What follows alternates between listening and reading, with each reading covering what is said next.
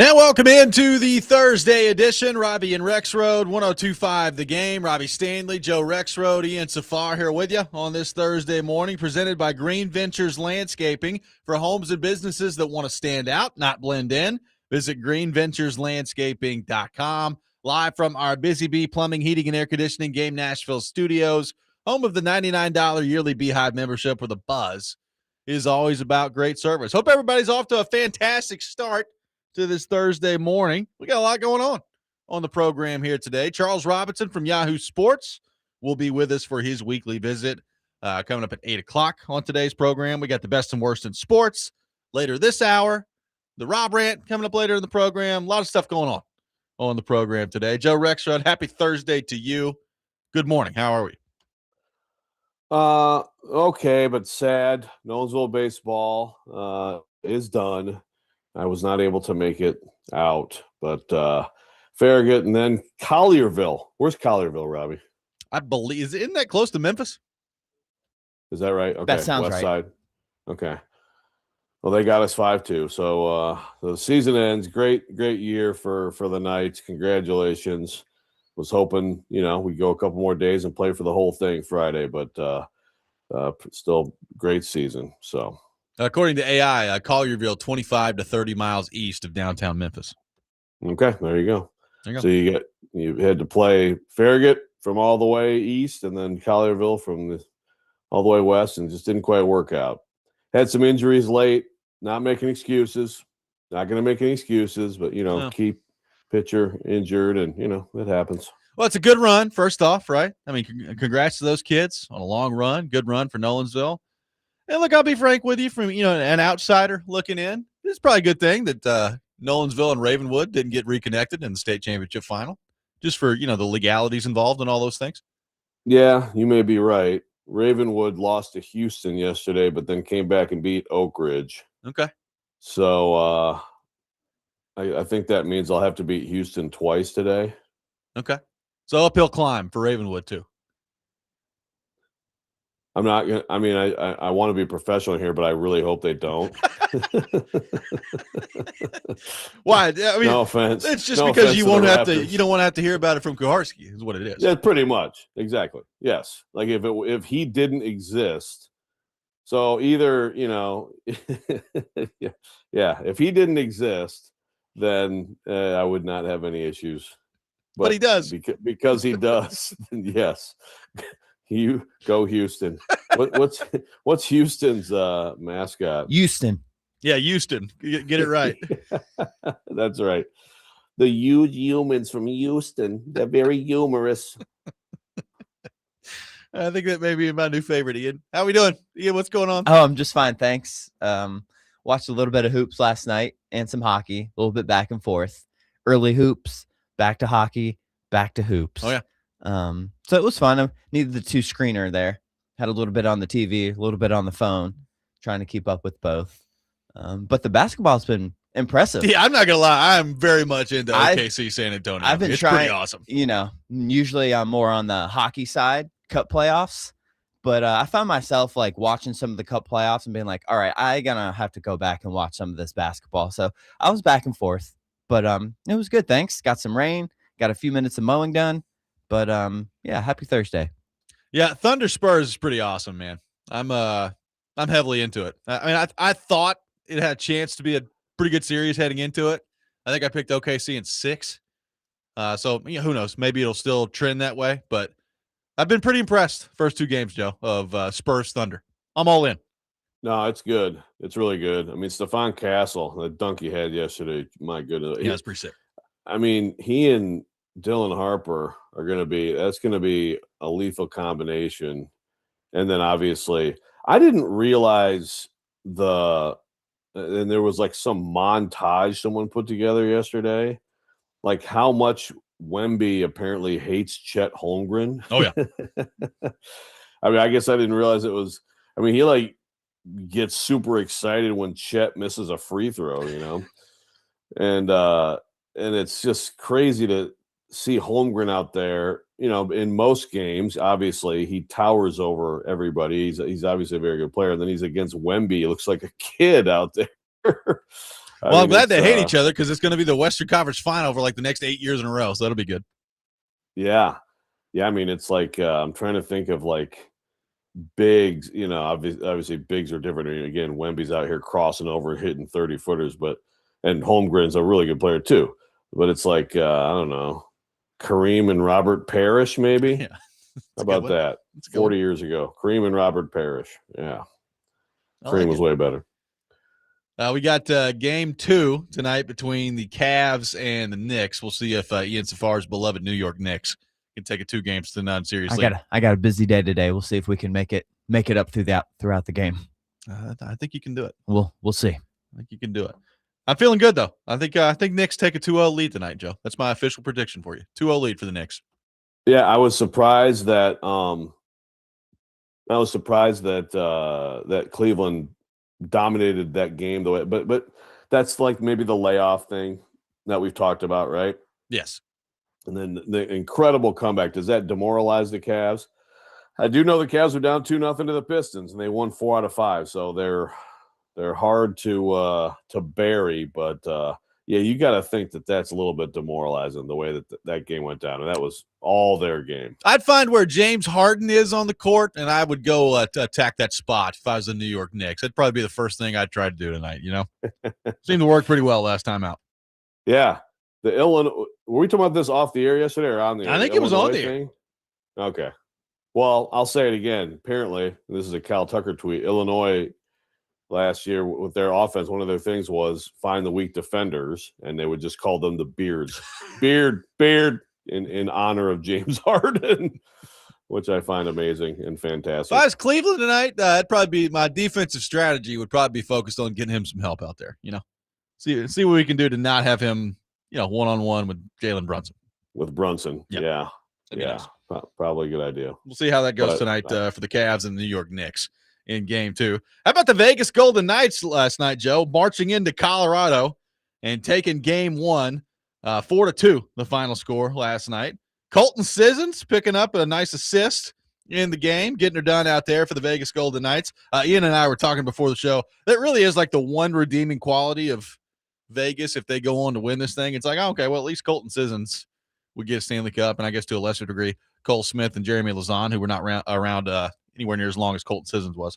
But that would be, I guess, the one redeeming quality for the Vegas Golden Knights going on to win this thing from here is Colton Sissons will win a Stanley Cup. But they're off to a good start in this series, taking the first game on the road against the Colorado Avalanche, who did not have Cale Makar. So no Makar last night for the Avs, no Mark Stone for the Golden Knights.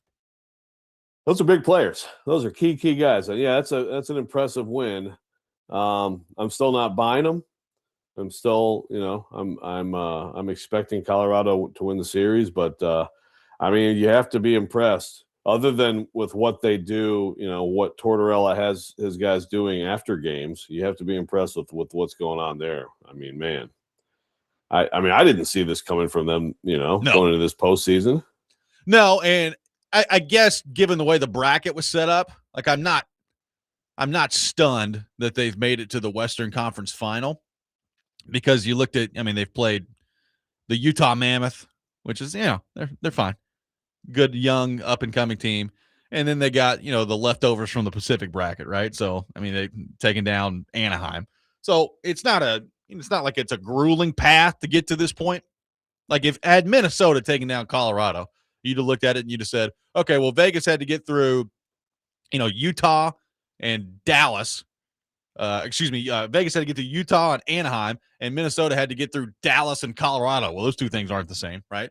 So the path hasn't been necessarily that difficult, but I am stunned that they went in there in game 1 and won the way that they did. Joe, I will tell you, I don't know that for a series that I am excited about between Montreal and Carolina, I am beyond fascinated to see how the Carolina Hurricanes come out and play tonight. And played in like 12 days. Like it's unbelievable. I think this is the longest layoff that a team has had between playoff series in the National Hockey League since like 1919 or something like that. It's crazy. Like it's amazing how long they've had off. There's a couple guys have picked up pensions, second jobs. Yeah. And, some of the beards have gone gray. They're in like they've moved up over to Charlotte, and they're in like Carolina Panthers mini camp over there. Yeah, they're just getting new stuff done. Yeah, no, that is going to be. It's either going to be like total disaster, or they're just going to come out immediately and be up 3-0 after the first. Yeah. You know? Yeah, I mean, in all no. seriousness, it's probably not no in between there. Like, it's probably like they're going to be really good or they're going to be awful in game one, and then they'll figure it out from there. And it could be a Knicks sort of thing where, they figure it out and and the light goes on in the third period and they overcome a 2-goal deficit or something. But yeah, that's amazing. 107 years. Yeah. Just real quick, Joe, how are we feeling about the Final Four in both the NBA and the NHL? Do we like the teams, the quality, all those things? Well, I'm with you. I think we're all there. Everybody's there. Spurs, Thunder. I mean, if you like good basketball, great players, and I'm a series that I think it's going to be fantastic. So I'm really excited about that.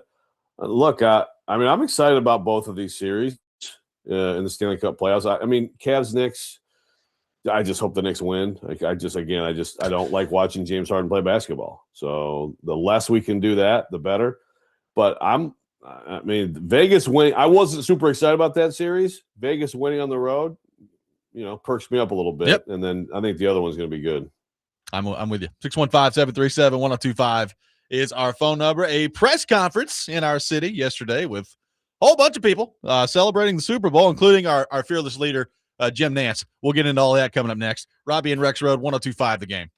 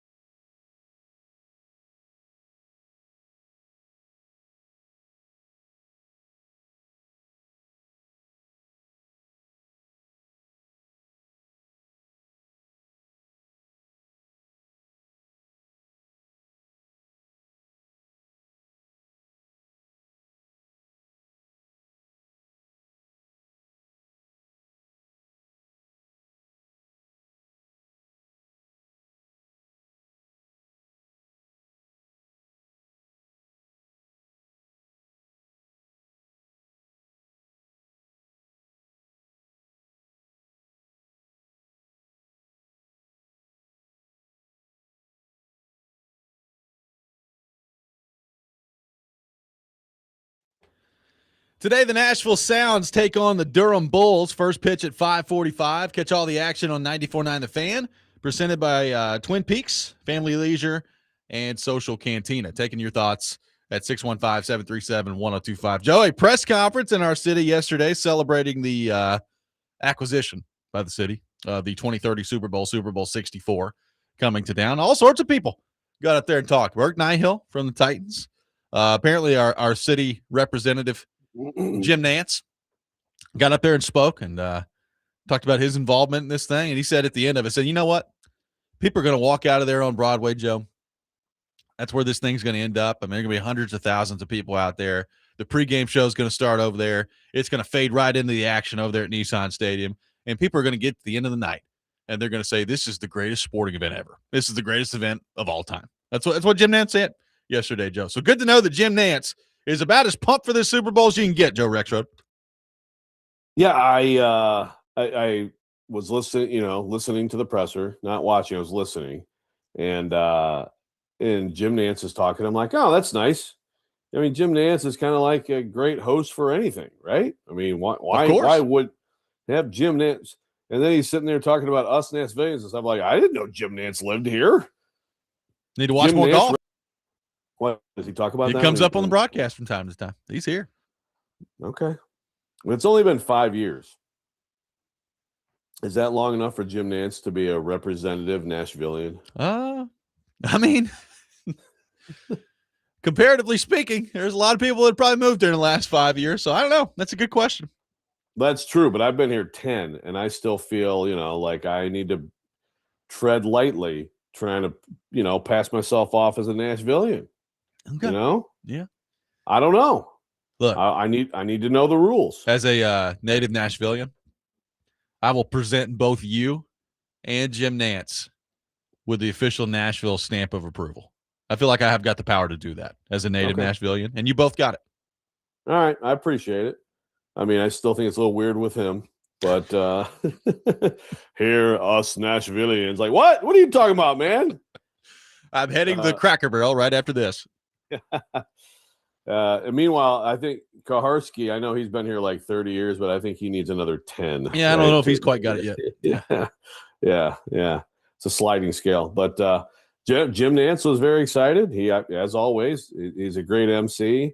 I was just, look, this is a great moment for the city and for the for the Titans, but especially the city. But with this stadium and with all that's gone into it and everything, I'm trying to understand why Amy Adams Strunk wouldn't speak yesterday. Well, that I don't know. I mean, I have to think, Joe, at this point, and like because yesterday, all she's got to get up there and really say is, hey, we are so excited that the Super Bowl is coming to town, and we're really appreciative of all the work that's gone into it, right? Like, that's basically all she's got to say.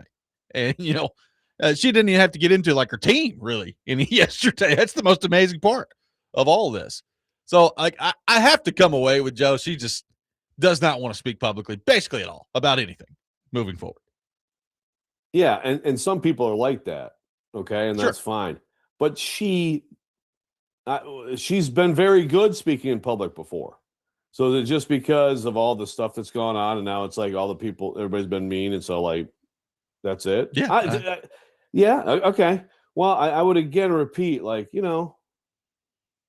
a lot of public money that went into this. A lot of you got a lot of, and the primary beneficiaries of all of this are you.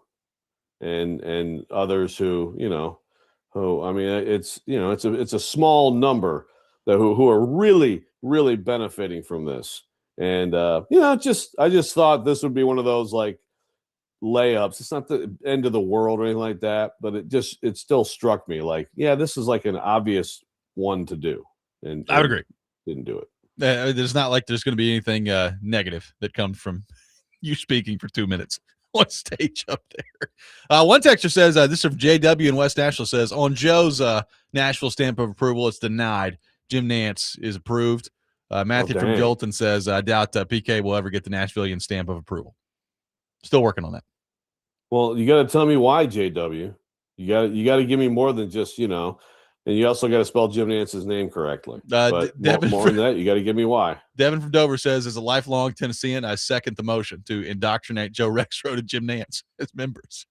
Congratulations, Joe, going in the Nashville stamp of approval list with Jim Nance. It's a pretty good accomplishment for you. Thank you.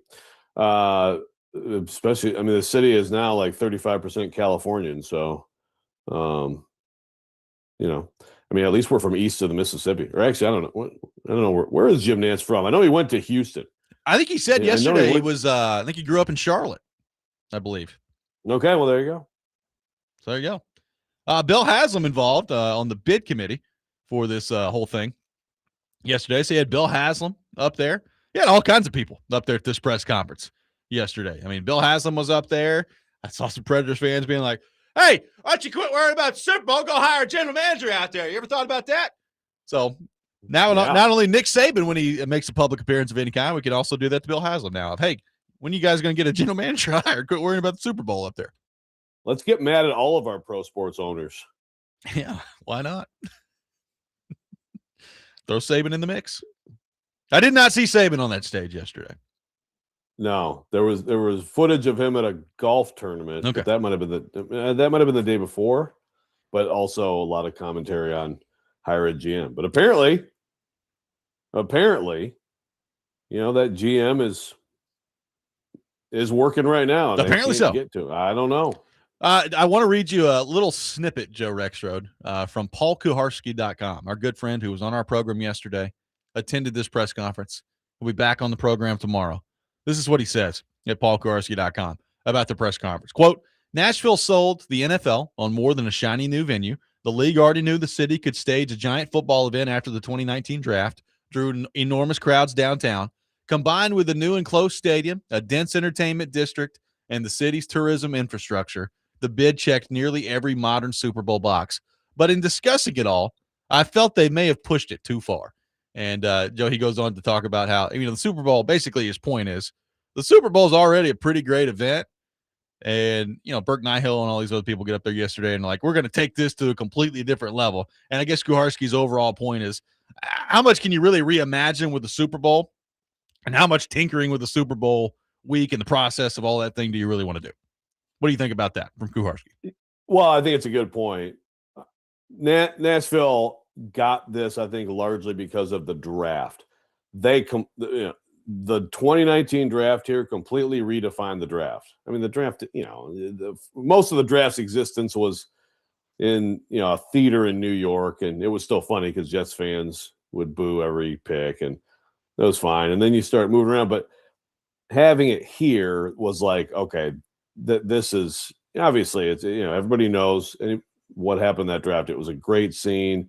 And I think that had a lot to do with this happening here, but that's an opportunity. The way it is set up, it's multiple days, and it's all the fans in their spots and the reaction, and you see the people out there, and they had all these different things. It was a great job, but it's a different event.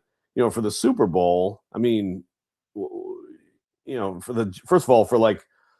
for the rest of the world, it's basically just the game, right? It's the game. It's going to be in an indoor stadium.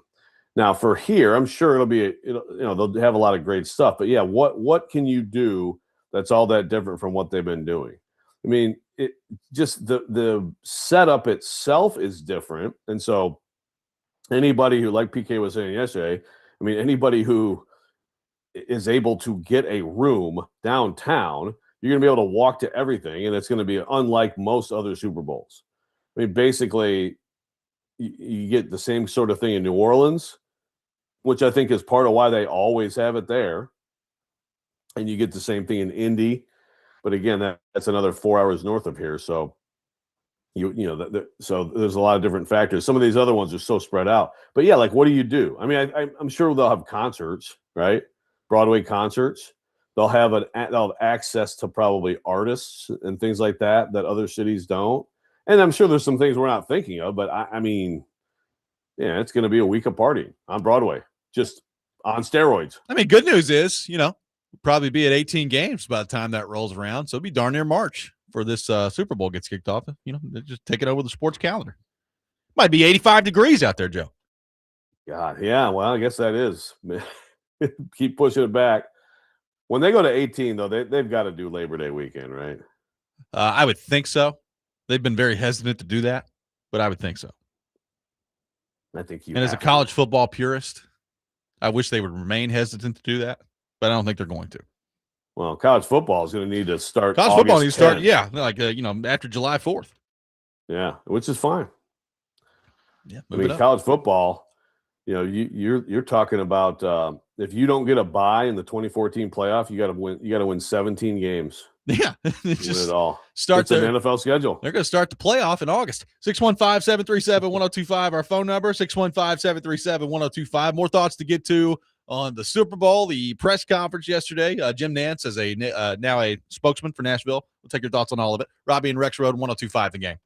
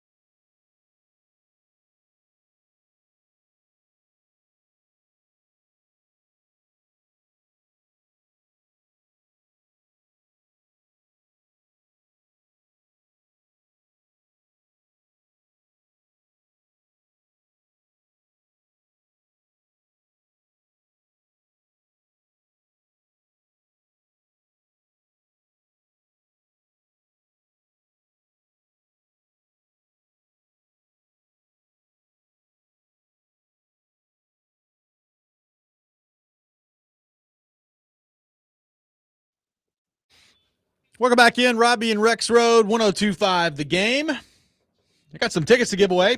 A pair of 3-day passes to GalaxyCon coming up at the Nashville Fairgrounds, Friday, May 29th through Sunday, May 31st. Caller number 2, rapid fire, 615-737-1025. Caller 2 will win a pair of 3-day passes to GalaxyCon coming up at the Nashville Fairgrounds next weekend, Friday, May 29th through Sunday, May 31st. Taking your thoughts at 615-737-1025. One texter says, come on, Joe. You seriously didn't know that Jim Nantz lived here? You're kidding, right? He talks about it all the time. Joe, the text line expecting you to keep up with the ins and outs of Jim Nantz's life a little bit more. So this is, if you watch golf, you'd know. I mean, yes, for sure. I've heard him bring it up on golf broadcast. I think it's probably come up on the NFL broadcast from time to time, but not that often. Yeah, I haven't heard that because that's, I mean, as you know, and maybe the texter doesn't know, I don't watch golf. So he could talk about any number of subjects, and I wouldn't have any idea about that. A little too disrespectful in the way you said that. Just a little bit too disrespectful. Hey, I respect it. It's just not something that I want to enjoy. But yeah, I've never heard him talk about it on a football broadcast. So it's just, hey, at this point, you can't be surprised, right? I'm just going to assume people live here until proven that they don't. I think that's kind of the way I'm going to approach it moving forward. Is yeah, they probably live here. Oh wait, they don't. Okay, cool. That's kind of the way I'm going to view it. Yeah, and even if they don't live here all the time, I mean, everybody at least has like another home here, right? Every celebrity, I think so. The Tennessean not long ago did a story on like all the celebrities who live here, and it was like, oh, okay, didn't know that one. So, has Rodgers moved in yet? Welcome, Jim Nantz. Who? Aaron Rodgers. Has he moved in yet? I have no idea. He was building that thing a long time ago, though, wasn't he? Yeah. I mean, I haven't gotten any word that he's sold it, so I would assume he still owns some property here. Speaking of Aaron Rodgers, there was a picture of him and his wife, but was it a fake picture? I believe so. I can't tell. Okay, that wasn't okay. I can't. I don't know anymore. I can't tell anymore. David in Arkansas says, I just advise all the grooms, tell their brides when Super Bowl's here so they don't plan a bachelorette party that week or weekend like they had the weekend of the draft and then have complaints. I'm kind of hoping nobody tells anybody anything because that was one of the greatest parts of the NFL draft to me was seeing people walking around that were like, so the NFL draft's here, huh? Didn't plan that one out on the bachelorette party list. It was absolutely hilarious. That was amazing in the moment. And it's hard to believe that could be possible. And yet, I mean, there's some bachelorette party, there will be some bachelorette party that has no clue the Super Bowl's going on. Yeah. Some friends from Yuma, Arizona. That's actually Yuma with a Y, not Huma. That you say Yuma. That's Yuma, Arizona. They'll just show up with no clue that it's Super Bowl week. And man, they'll have to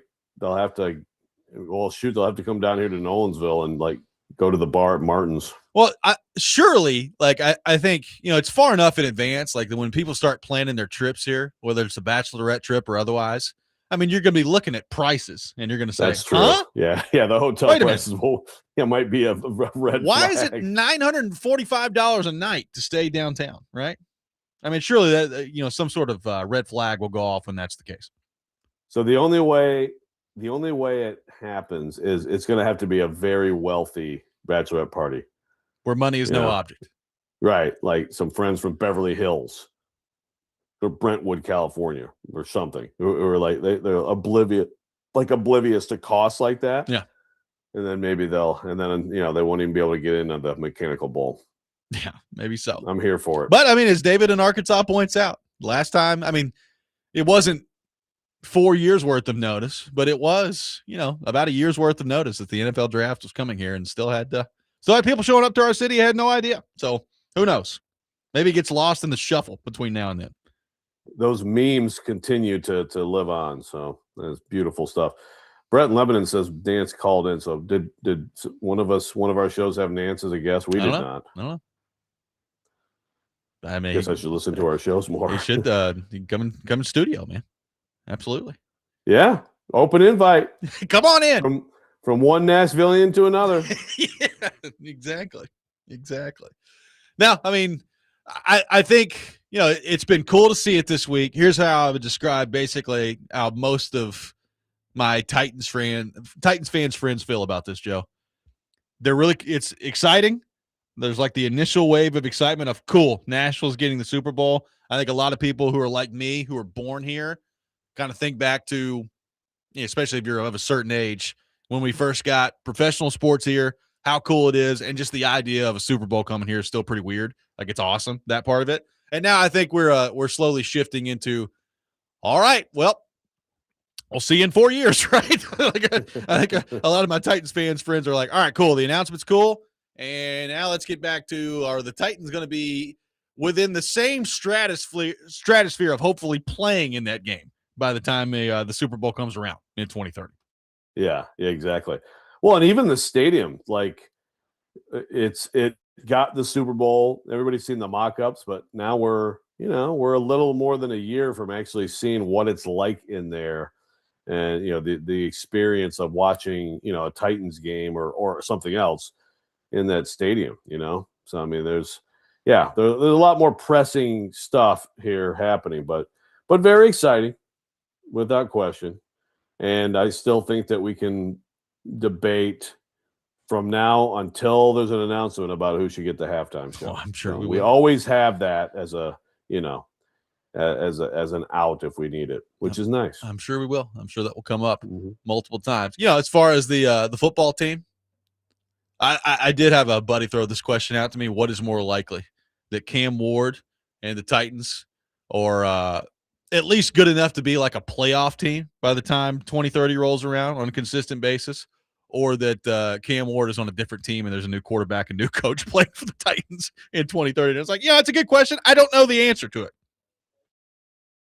No, you say it again. So like, basically, quarterback. By the time 2030 rolls around, the Titans are like an established annual playoff team at that point, because Cam Ward, I guess, is as good as they hoped he was going to be. Good.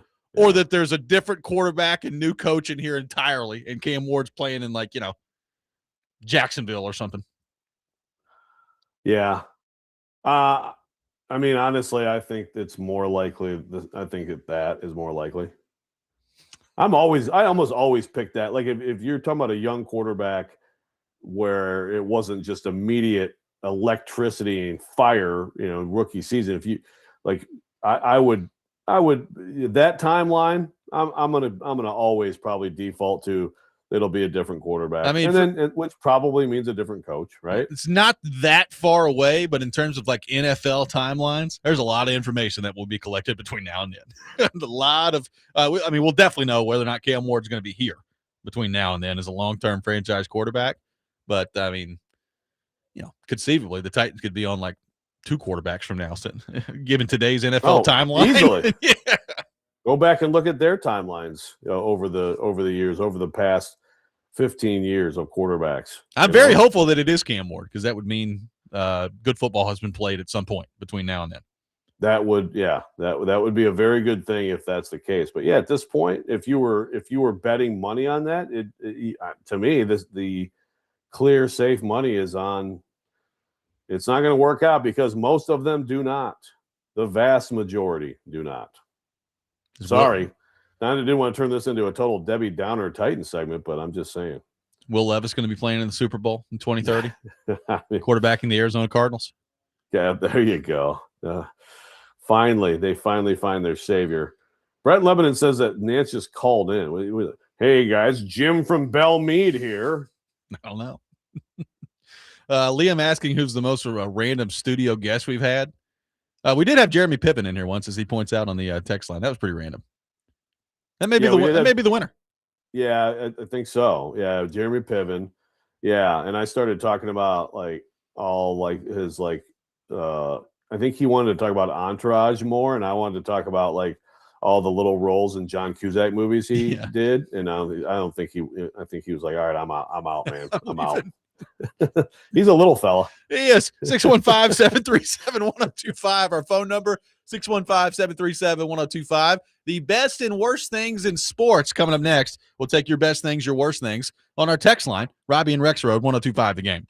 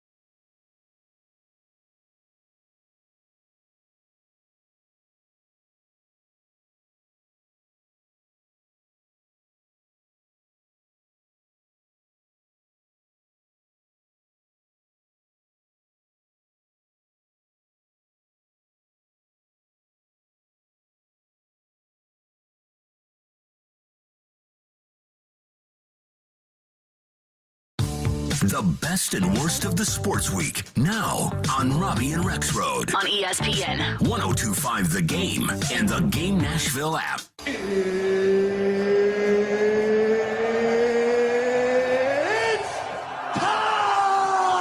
This is the worst. You look like you're feeling sorry for yourself. I believe in miracles. Yes! Unbelievable. He's one of one. He is him. This is a Coke bottle. It's not a crystal ball. When I woke up this morning, I was feeling pretty dangerous. Okay, let's go. It is that time of the week. Time for the best things and worst things in sports. We'll take your best and worst on our text line, driven by WilsonCountyHyundai.com. Joe Rexrode, kick us off with your best and worst things in the world of sports. Well, I know from doing the show this week, we've got some loyal LSU fans among our listeners. And so I'd like to devote my entire submission this week to LSU.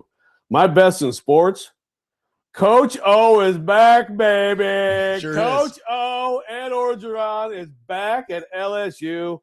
I don't even know what's his title, like assistant recruiting coordinator and special party planner. I don't know. I just know he's back. So, I mean, Lane Kiffin's program has immediately become about 200% more likable. Coach Lane, can I go get you something, Coach Lane?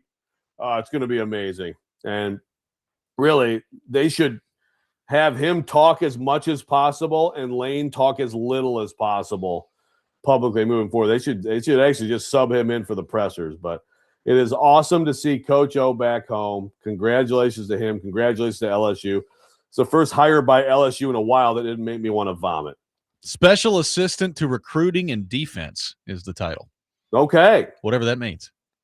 I think he should be party planner too. But, you know, we'll see. Maybe he'll pick that title up along the way. And my worst in sports, I've talked about it already, but it's so bad that it just deserves more. You know, Will Wade, the reaction to this too is like, I mean, Will Wade is basically like, I'm just going to do everything that's against NCAA rules and count on judges to help me build my team. And like, people are really mad at Will Wade, which in a way, like, you know, you want to like kind of tip the cap, like, hey, I like people willing to be the villain, you know? But at the same time, it's just such an abuse of everything. And, you know, some of these things come along. Like, look, Alabama, people got mad at Alabama and Nate Oates. But, like, it was a guy who had played there. There was a relationship. He had played for him, right? I mean, yes, he left. He made a mistake in leaving. And so that situation, though he shouldn't have played a minute. At least there was, like, a connection there. This is just Will Wade out there, like, scouring the earth for, like, 32-year-old pros who have already been in the NBA. It's such an abuse of what people should be doing in that job, and that's my worst in sports. Ian Safar, your best and worst things in the world of sports. Okay, my best. How about this story from your boy, Scott Wheeler, Joe of The Athletic, about this NHL prospect, Jackson Cover from the Grand Cayman Islands? I didn't see it. Yeah. Oh, yeah. He is, grew up in the Cayman Islands, Grand Cayman Islands. No ice there, obviously. Hockey hotbed. And is a potential first or second round draft pick. It's pretty cool. It was a cool story. I thought it was pretty neat. Just reading back, you know, his family, I think, had some ties to Canada, and they were kind of back and forth. But in general, he grew up in the Grand Cayman Islands. No ice rink there, rollerblading. Yeah. Barely knows the rules of hockey, and barely has any hockey coaching. And here he is, potentially a first round draft pick. It was awesome. It was a fun story to read. Pretty awesome. So yeah, That is cool. That was pretty cool. I got a couple of worst here. One, I almost made this my best. Bryson DeChambeau and his fun that he had at the PGA Tour. Didn't go well. That was enjoyable to watch. And then how about this story I was reading about the World Cup? U.S. hotels fear World Cup washout. FIFA apparently has canceled up to 70% of their early hotel bookings in multiple cities, including Boston, Dallas, LA, Philly, and Seattle. And it's kind of, cities are worried about the potential monetary impact that they were promised from FIFA. Yeah. And how FIFA is just the worst. So there we go. I mean, FIFA is definitely the worst. It's unquestionably like the worst organization in the history of sports, right? USOC is awfully corrupt too, but It's true. FIFA is takes the cake. Yeah, It's true. Just promising all this extra revenue for these cities, almost generating false hype and false demand for these hotel rooms, causing the rooms to go up in price right from the start because of the so-called demand, only to have FIFA cancel them. And now we have, I think, June 11th is the opening match for the World Cup. And some hotel cities are not happy. There you go. And listen, this does tie, before you go, Robbie, this does tie quickly to the stuff that we were talking about yesterday. PK with the, it's a fantastic thing to get the Super Bowl in this city, but and this is not the same as that, but the exaggerations of what it means to regular people do get way out of control. Yes. My best in sports, Aaron Rodgers says this is it, baby. This is the last year. So look, as somebody who has largely enjoyed watching Aaron Rodgers over the course of his career, I am very sick of the off-season speculation of the Aaron Rodgers part of this. So, Joe, I'm hopeful that this puts an end to that. I'm still not totally convinced that it's going to, but he did say that this is it heading into this year. I mean, conventional wisdom says, how much longer can he really do this? He is 42 years old. He'll be 43 in December. We did see Tom Brady play until he was 45. But that's apparently this is it. This is the last year for Aaron Rodgers. So we'll see if he sticks to that. So my worst thing in sports, Nolan Smith Jr., edge rusher for the Philadelphia Eagles, was arrested this past Friday on suspicion of speeding and reckless driving. You'll never guess where he went to college. Georgia. What is going on down there? I mean, what does Kirby Smart host like some street racing competition down there? Why is this such a big problem with people who have attended Georgia, Joe? I for the life of me don't understand this. I have no idea. Like, next time we have Gentry on, he went to Georgia. Like, did he do a lot of drag racing in college? I don't know. Is that like a thing? I don't know. I mean, I think Athens is a great Kirby's town. out there waving the checkered flag. Like, what's going on out there? Well, someone on the YouTube chat said someone was arrested yesterday at Georgia, or is this a reference to what you I think that's what it is. Yeah. Okay. It's truly just bizarre. I don't understand it. It's like every few weeks, somebody either in the Georgia football program or connected to the Georgia football program gets arrested for speeding or like street racing. It's amazing. I don't know what their whole setup is, but maybe they need to build like a new athletic dorm that's like right next door to the football building and like give all the guys golf carts. Yeah. And just be like, no one will have a vehicle in this program. Crazy. Ed says, for you, Robbie, best thing in sports was watching 3 live golfers finish ahead of Scotty Scheffler at the PGA Championship. I mean, none of them won, but sure. Worst thing is having to watch one of his shots down 8 on Sunday. I don't know that he was ever down 8, but your point was well taken. There you go. You can't win them all, Joe. Can't win them all. That's right.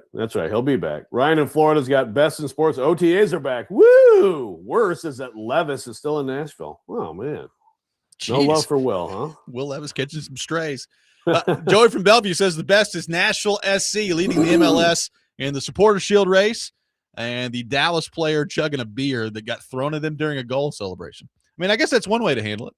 Get a beer chucked at you during a goal celebration, you just pick it up and chug it. I respect it. Can we stop throwing beers at people? Yeah, and K Dot in the YouTube chat, clearly the best. He says the best in sports is Joe's daily impressions of people in sports. Thank you, K Dot. Some people don't appreciate my brand of humor. I'm like the dude in Good Morning Vietnam. Yeah. You seen that movie? Oh, yeah. He takes over like the really funny shows, like, hey, I've got some impersonations and like these terrible voices, and everybody like hates him. I mean, that's me. The huge humans from Houston may be my new favorite. Chris Farley was my favorite huge, humorous human. 615-737-1025, our phone number. We will continue to take your best and worst things in sports throughout the show. Titans have made a hire for what I believe is the replacement for Chad Brinker. I'm stunned by it. We'll get into that coming up next. Hey. Robby and Rexrode, 1025, The Game.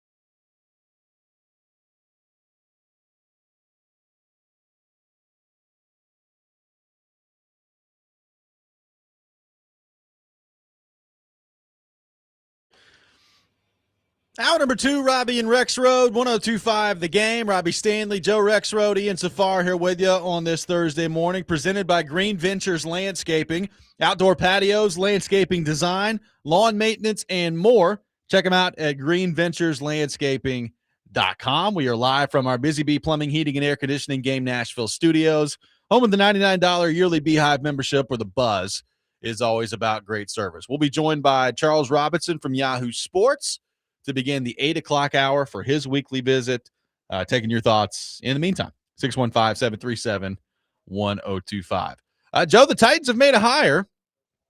Dave Gardy is the hire for the Tennessee Titans, basically replacing Chad Brinker by the looks of it here. Now, the actual title that he is taking over here, which is not president of football operations. I believe it's executive vice president of football operations. So as Kuharski points out in his piece here that he put up at paulkuharski.com, it is a lesser title than Chad Brinker had in his role here with the Tennessee Titans, but it basically is the same job structure, right? Like, he is reporting directly to Mike Borgonzi, and he's going to be overseeing kind of the same areas that Chad Brinker was overseeing here with the Tennessee Titans. So, Joe, we've talked about this. You know, when Brinker was gone, it was like, okay, so are the Titans going to actually conduct a search here and go hire somebody and stay committed to this process and this role that they've described as vitally important, or are they not?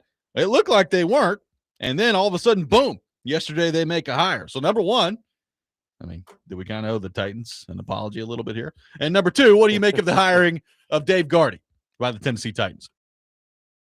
I think we owe a little bit of an apology. I mean, this looks like a real hire. Like we were saying, Nate's saying, how do we know this hire isn't a sham for them to try to save face? Well, I mean, this is a legitimate person in this arena. That's what's funny, because it's like we talked about, well, there's no buzz out there about any kind of search. But the thing is, searches that create buzz are like searches for coaches and general managers, right? I mean, this is the more boring stuff in football, but it does show like that they're keeping the structure. I mean, like Karski wrote, like if they just blew that up and basically just didn't hire anyone, then I mean, to him it was a cover for Rand Carthon, but also to me then it was a stocking away of Chad Brinker. It was both things, right? Yeah. But instead, it's they have someone basically doing the same job as Brinker. So yeah, they at least there's at least some belief, actual demonstrated belief in the structure, not just lip service while they shuffle the cards all the time, right? And this guy is. I will say, Robby, you're off Twitter, which is largely a good thing. I mean, I swear every NFL reporter had like what an amazing hire, like last night about Gardy, Obviously he's very experienced. He's done a lot. I mean, he's done a lot in the league, working for the league, things like that. I mean, it's good to have someone like that in your organization, I would think. So there you go. All the other stuff is still being overseen. Yeah, Gardy is, in his role with the Titans, will oversee, and I'm reading this from TennesseeTitans.com, football administration, football strategy and analytics, football research, football information systems, video, equipment, team operations, and security. So that is the role that Dave Gardy will have. He has spent the last 2 seasons in Washington with the Commanders, serving as senior vice president of football initiatives. And prior to that, he spent 21 years with the NFL's league office, holding the title of senior vice president of football operations. So there's that. A lot of experience there, as you just pointed out. And again, it's I guess technically a lesser job title, but it sounds like basically the exact same job that Chad Brinker was doing. So, I mean, look, kudos to the Titans. It shows that I guess they weren't kidding when they talk about the way that this structure is evolved. Now, they did, I found it interesting in their release here at TennesseeTitans.com. They did say it plainly. They're like, Gardy will report directly to Titans general manager Mike Borgonzi here. So you've got that structure in place, but Borgonzi handling the roster, and you've got Gardy handling all these other areas of the Titans organization here. Yeah, and you totally figured that he would be reporting to Borgonzi that they weren't going to, or at least that they. It's not like Borgonzi would be reporting to this person. Yeah, so that's no surprise. Now, this does come a day after Kuharsky basically said on our show that Brinker was fired, or at least he felt like he was going to be. Yeah, right. I mean, we had to sort of fish that out of Kuharsky yesterday, but I will say I don't want to sit here and team up with Stilly and gang up on Kuharsky, but I must say, I mean, he did have this really massive expose about Rand and his sleeping on the plane, and I am wondering a little bit why there was nothing on Brinker. Well, did anybody tell him that Brinker was asleep in the office or something? Well, no, I don't know. Crush? Who knows? Who knows what it could have been? I mean, there's so many different things that it could have been that could demonstrate that you weren't doing your job correctly. Nodding off on the plane. I mean, that's obviously a mortal sin. I just would have liked to have seen something about the Brinker situation. Well, if this is the case, I mean, did the Titans fire him and lie? Well, you'll have to bring that up tomorrow. You have to get to the bottom of it when he's on the program. Oh, it'll come up. I'm sure it will. Keith on the text line says, wait, are the Titans starting to actually act like adults? This from Keith on the text line. Well, look, I will say it does make me feel better that they've gone and made a hire here where it's not just like, we're just making stuff up here and getting to the bottom of it. So like that, from that standpoint, I feel good about it. I mean, I'm not going to sit here and pretend to know the ins and outs of Dave Gardy and how good he's going to be in this role. I mean, the background's impressive, so that's nice. But, we've seen plenty of people that have had impressive backgrounds come into this organization. So I'm glad they've made a hire, and it seems like to me on the surface, Joe, they've made a competent hire. That's good. Yeah, look, I mean, those someone's asking, like, Gunner, so what's he going to be doing? He's doing a lot of stuff that we don't care about. But if you run an organization, like it is important to have someone like put together the schedules for the security guards, and stuff like that. I mean, make sure the sprinklers are working. But there's the analytics part of this. I mean, I think it makes sense that stuff is important. It's a relatively new, subdivision within an NFL organization. And to me, it does make sense to have that overseen and separated from just your straight up old school regular personnel department. So it's good to have. I mean, my guess is no one will hear this name much at all moving forward, which is fine. And that's kind of, that's what happened to Brinker. Brinker got kind of moved out of personnel, and then we were still talking about him because of all that had gone down, but he was kind of pushed to the side. And this is a behind the scenes job, I think. Right. And that's what it's going to be. But yeah, like, I do feel a little bit better about the Titans actually demonstrating that they believed in the structure, because frankly, they've spent some time just completely gaslighting everyone about total BS. Ed on the text line says, do you think Wasserman could ever be recognized as a guy who worked hard and rose up through the ranks? Is there a pay your dues time period for him? Or would he always be viewed as the golden boy that has the meal ticket? This is from Ed on the text line. Joe, your thoughts? Well, I think you just answered your own question, Ed. I mean, it is what it is. If you're, an in-law, or if you're a son or daughter or whatever, I mean, that's just how you're going to be viewed. You're going to be viewed that way. What the reality is of that person, I've always said, it's like that is working against that person in terms of perception, right? No matter what. And that's like, first off, it's in a lot of different walks of life throughout just normal life that we see that. But it's also like, I mean, if you want to break it down simply to the NFL, I mean, you can find examples in front office structures, in ownership structures. I mean, heck, in coaching setups where that happens, right? Like, I mean, look, I mean, I'm sure that if you look across coaches in the NFL who have had like their dad coaching in the NFL, they've worked really hard to get where they are. I mean, take Brian Callahan, right? Like, Brian Callahan's dad's been in the NFL for basically his entire life. I'm sure Brian Callahan worked hard to establish his own career for himself. But obviously it helps having your dad. It's the same thing with Kyle Shanahan, right? Like, I mean, we know Kyle Shanahan's a great coach, but it helped Kyle Shanahan that his dad is Mike Shanahan. I mean, there's no doubt about it. Yeah, and I think in coaching, it's a lot easier to, eventually, have an opportunity and prove yourself. I mean, you can prove yourself in front of everybody. Yeah, I mean, you're either good or you're not. Yeah, exactly. Yeah, but yeah, like Brian Callahan, he went and did his own thing. Went out to Denver and did the whatever they call it, the 30-30-30. Basically making no money and working all the time and trying to work your way up and all that. He did all the stuff you're supposed to do.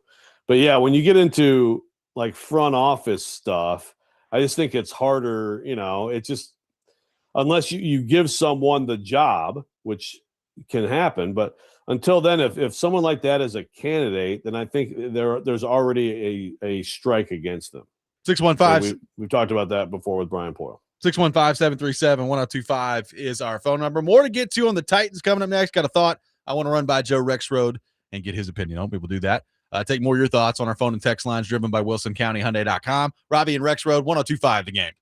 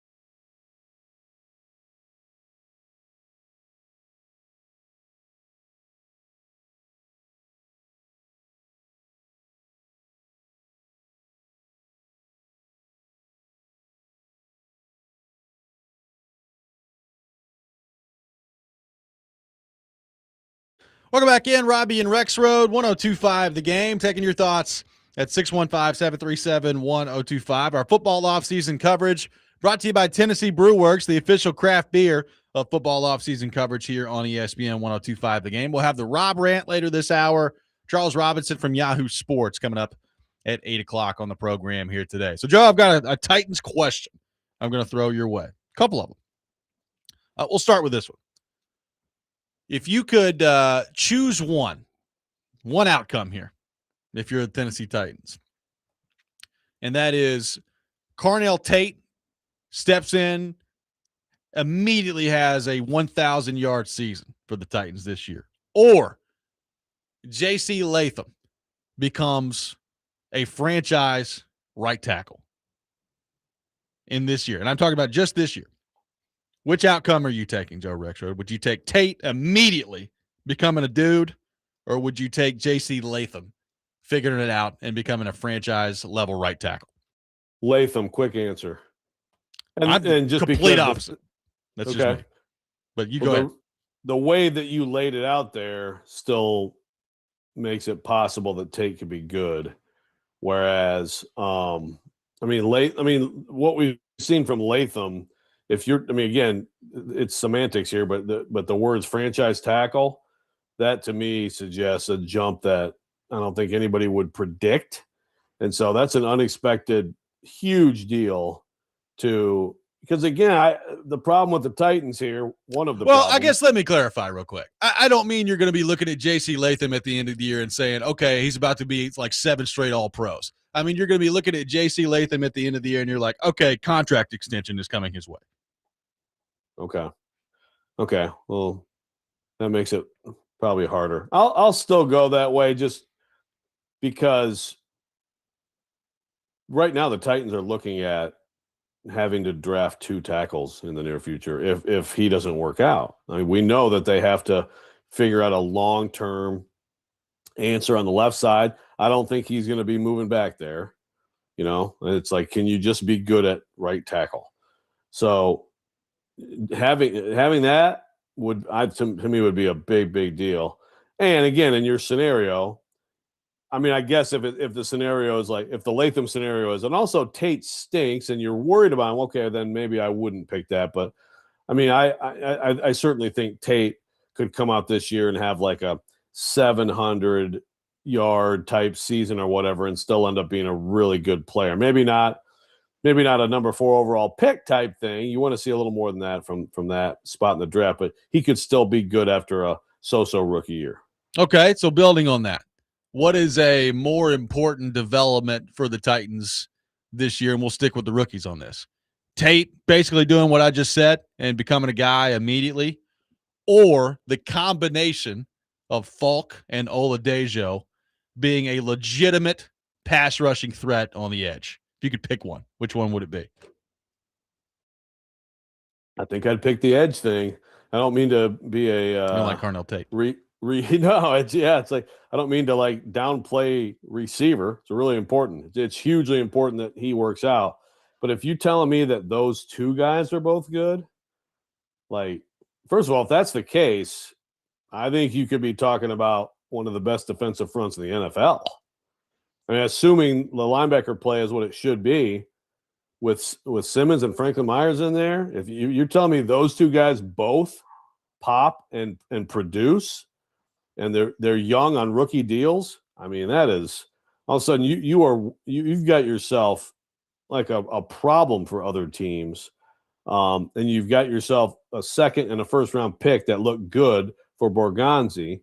Again, you're balancing that against, as much as everybody would love to see Carnell Tate have a great rookie year, it's not disqualifying if he doesn't, and which of course Oladejo would be proof of that, because certainly after last year, I would not. My expectations are very limited for him based on what we saw. So I got to go that way. Oh, that's fair. I would go Tate just from the standpoint of, look, all of those, everything I just mentioned, whether it's Tate, Latham, or the pass rushing combo, all those things either directly or indirectly help your quarterback, right? I mean, if your defense turns out to be borderline unstoppable up front. That's going to inevitably help your quarterback because, number one, you're not giving up that many points.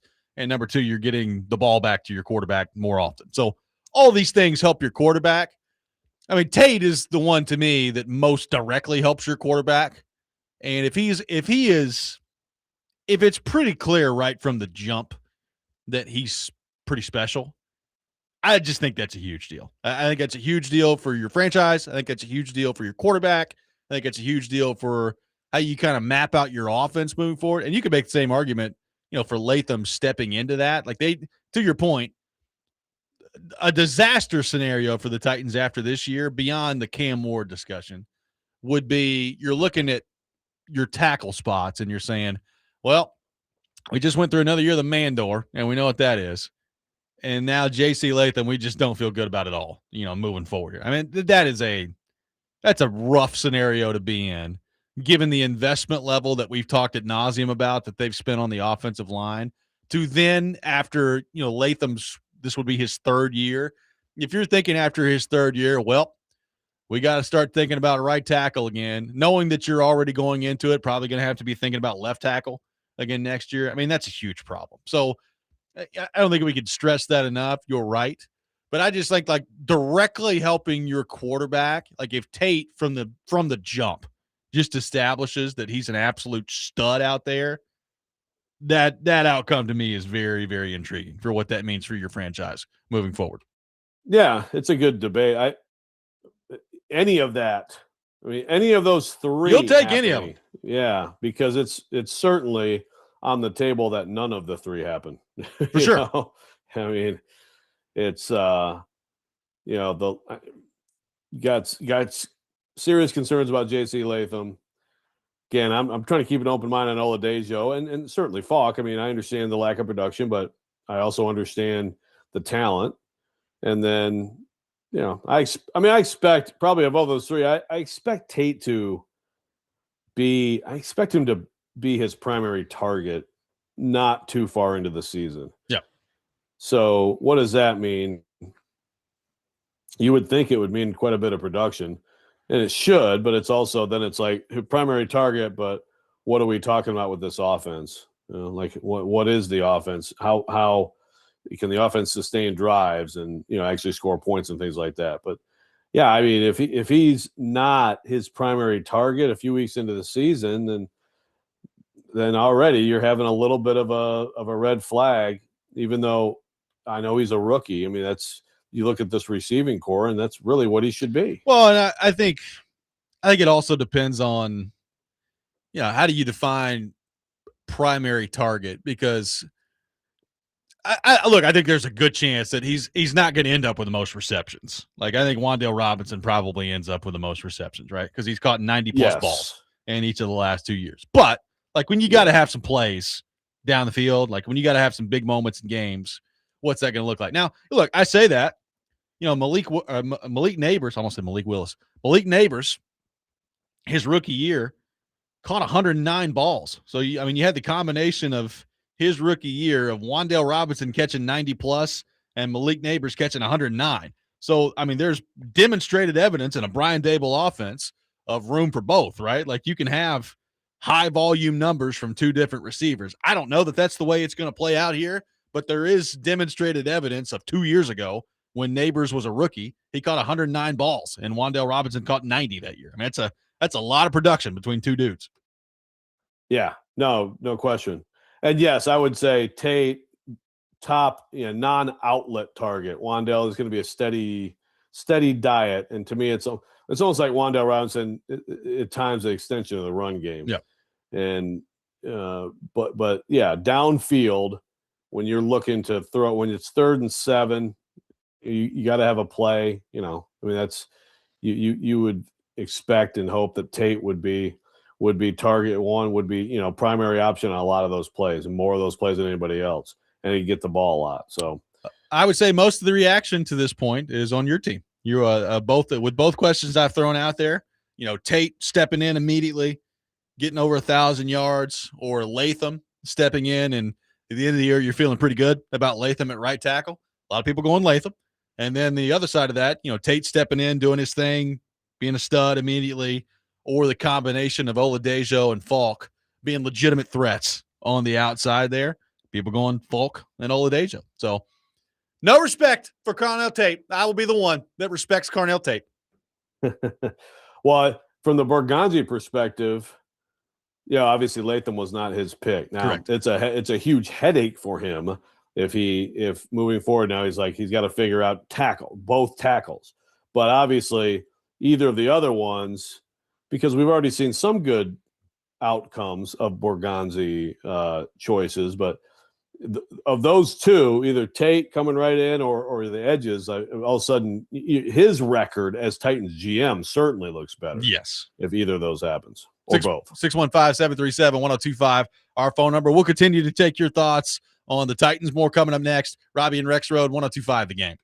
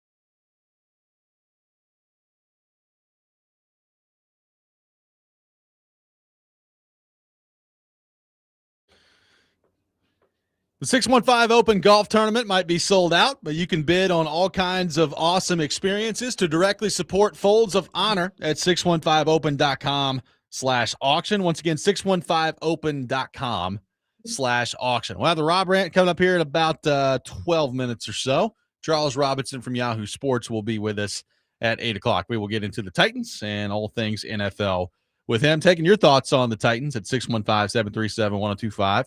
Jeremy in Clarksville says Tate's not getting 1,000 yards. If Ward's on his back, got to hope Latham pans out. That is likely the case. Joe, I looked up the quarterbacks who were sacked the most last year and whether or not those guys had any 1,000-yard receivers. Geno Smith and Cam Ward tied for the league last year, 55 sacks, which 55 is a lot. There was at one point, I think Cam Ward was on pace to get sacked like 90 times. So that improved as the season went on there. Justin Herbert sacked 54 times last year. So all three of those guys kind of right there together. Smith, Ward, and Herbert. And I don't believe, based on my quick math, I'm trying to find more on the Raiders, but I don't believe any of them had a 1,000-yard receiver. I mean, Brock Bowers got hurt last year. He probably would have done it, but I don't believe. Yeah, there's some correlation there. Yeah, you can't throw. The other guy can't catch. I also wouldn't describe any of those receiving cores as particularly threatening. But yeah, there is that. Yeah, no, for sure. That's there are cases of bad offensive line situations, but I looked at the Bengals. I mean, the Bengals, at times with Joe Burrow at quarterback have just been atrocious up front. I mean, they gave up 9 sacks here to the Titans in the playoff game, and when you have Jamar Chase and T. Higgins, it doesn't matter. Like, you're still going to get the production. Sure. It matters, but you're still going to get the production. Sure. Caleb says, best case scenario happens. What do we think stats-wise for the top 3 pass catchers will be? I'm going Robinson, Tate, and maybe Helm in the top 3. I mean, to me, Joe, if it's best case scenario, like if that's what we're laying out, the best case scenario is your top 3 pass catchers are Tate, Robinson, and Ridley, right? I mean, that would be best case scenario, unless, you think Gunnar Helm's going to ascend to like a top 10 tight end in the league, I guess. Well, I will say I might argue that best case would be that, because you've got him as a young guy moving forward, and so he takes a big jump. So now you got a tight end you can count on. I don't know that he's going to be that guy, but if he's third, I'd like to see what the numbers are. I think that's a good outcome. Whereas, for next year's sake, it might be better that you have Ridley there, and then you really have got it, cooking on the outside. Your wideouts are producing, but Ridley is not going to be here long. No. And tight end is a position, along with many that we've talked about. How many tackles do they have to get? How many corners do they have to get? Tight end is a position that they're going to need to address, but if he can develop into a somewhat reliable threat, that would ease that as a need that you really have to be out and actively seek. Yeah, for sure. Like if Gunnar Helm steps in there and becomes a somewhat high volume guy, that would be great. It would be awesome if he turns into that. I've said it earlier this offseason. I'm more concerned about Gunnar Helm and what he does in the red zone for you, and less concerned about the volume, right? Like, I get 44 catches last year. If he ends up around, 50, 55 catches this year, I'm okay with that. But the touchdowns, like we saw some plays both in the regular season and the preseason last year from Gunnar Helm that demonstrate the ability to high point of football. Well, the touchdowns for Gunnar Helm this year need to go from 2 to 7, right? Like that's what I'm looking for. Like, be more of effective weapon in the red zone, finishing off some of those drives. I think that to me is more important than him going from 44 catches to 70 or whatever it would be. I love both, but if you're asking me to pick one, be a more effective weapon in the red zone. Oh yeah. That also proves that they'll score touchdowns. So any stat. Well, there's also that. Any stat that means, the Titans scored some touchdowns would be a good one. But yeah, for sure, start there. If he can do that and relatively high number of catches, that means he took a big step as a player. Probably a step that I wouldn't anticipate. It's like Latham at this point. I'm looking at him and I'm like, can he be solid?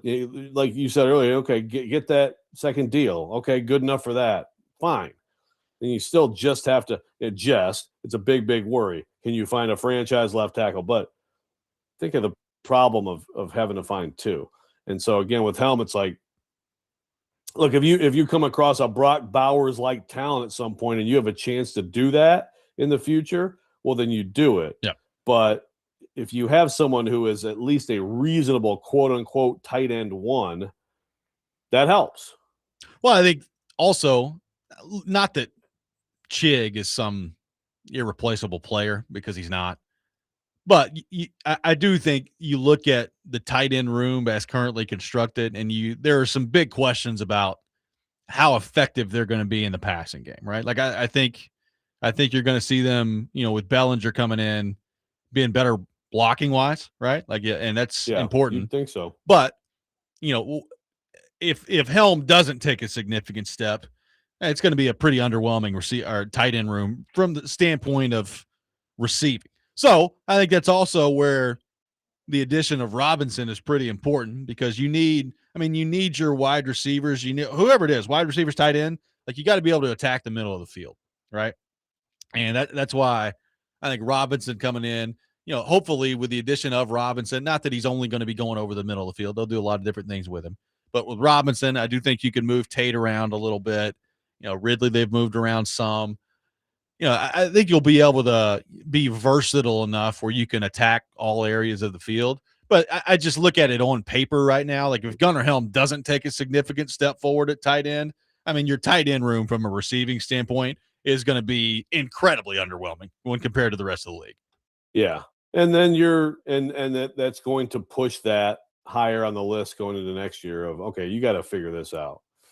You can do it different ways, like Spears, or I don't know, maybe Singleton. Like, do they get a decent amount of production and gets a little bit of dynamic play out of running back in the passing game? And again, we all expect Robinson to be definitely a chain mover and a heavy usage guy. So, there's ways this offense could be, and this passing game could be good without him, but that's still gonna. To me, like you have to have a reasonable threat at that position in this league.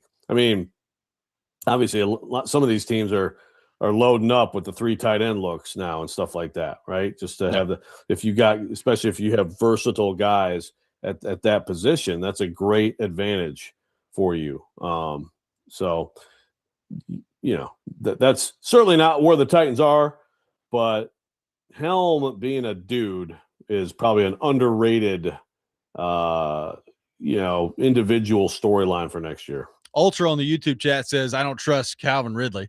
I don't trust Calvin Ridley either, but I'm just saying, like, for this year's team, if you're talking best case scenario, and it was 2 years ago that Calvin Ridley caught 64 balls for 1,000 yards. Like, if he did that again, combined with Robinson, combined with Tate, like, to me, if you're somewhere in that neighborhood again, like if Ridley caught, 57 balls for 820 yards next year, Joe, that would probably put him either second or third on the list with Titan receivers. If not, you're talking about a monster year for this offense, right? So that's all I'm saying is I understand that, Ridley from an injury standpoint, and frankly now, he's 31, about to be 32 years old. What kind of a player is he going to be when he's healthy? I don't know. Like, I don't know the answer to any of that. I don't necessarily trust him. But if you're just asking for this year's team, it wasn't that long ago. He was a 1,000-yard receiver. So I don't think it's out of the realm of possibility that if he stays healthy, he can approach that number again.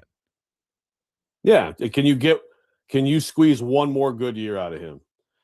And ease the pressure on Tate. I think they're going to have to. Again, we have not talked at all in this segment about DK and Iamaner. Right. And I still think, I think you really may have something in particular with DK, or either of them could be, but can you squeeze one more really good year out of Ridley, take some pressure off Tate, and then you're going to be a lot younger moving forward. And it's either Tate and those guys, or is there someone else that gets, it's like right after him in front of those guys.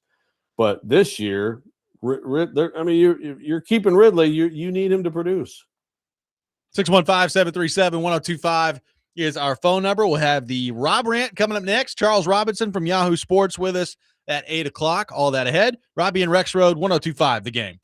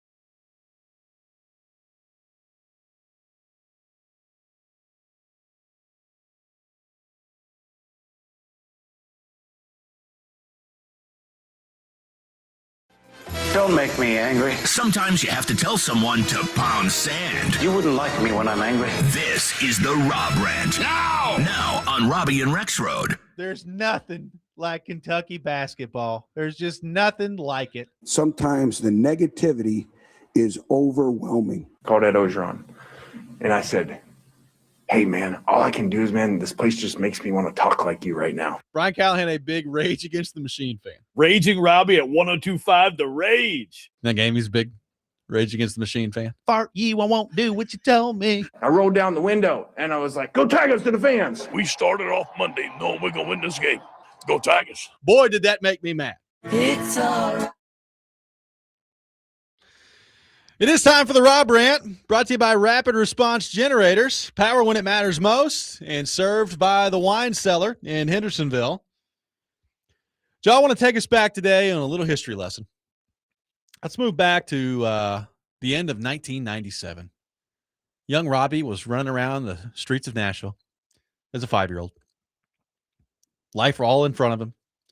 But one of the earliest memories from my childhood was Opryland and going to the theme park, right? Don't remember a ton about it, but I do remember certain rides. I remember the Grizzly River Rampage. I remember the Hangman that was there. Scary. Yeah, there was a lot of things going on. But, very shortly into my childhood, Opryland closes down. Opry Mills Mall comes in. And I don't really get to grow up with a theme park in Nashville. And this upset my parents, I think, way more than it did me. Upset people, who grew up in the 70s and the 80s and the early 90s, certainly more than it did me. But Opryland closing down in 1997, we have not had a theme park as a city since then.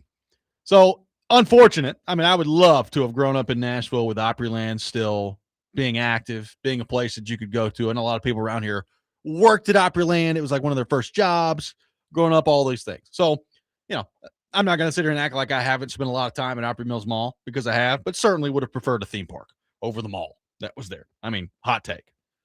We are getting, apparently, a theme park again. So really my rant today, Joe, is more just a question to people. How are we feeling about Nateland that is being put together and organized by Storyland Studios, and the original idea coming from Nate Bargatze, friend of the program, friend of the local media scene around here. And the renderings for this theme park were out there yesterday. So they put the renderings out there.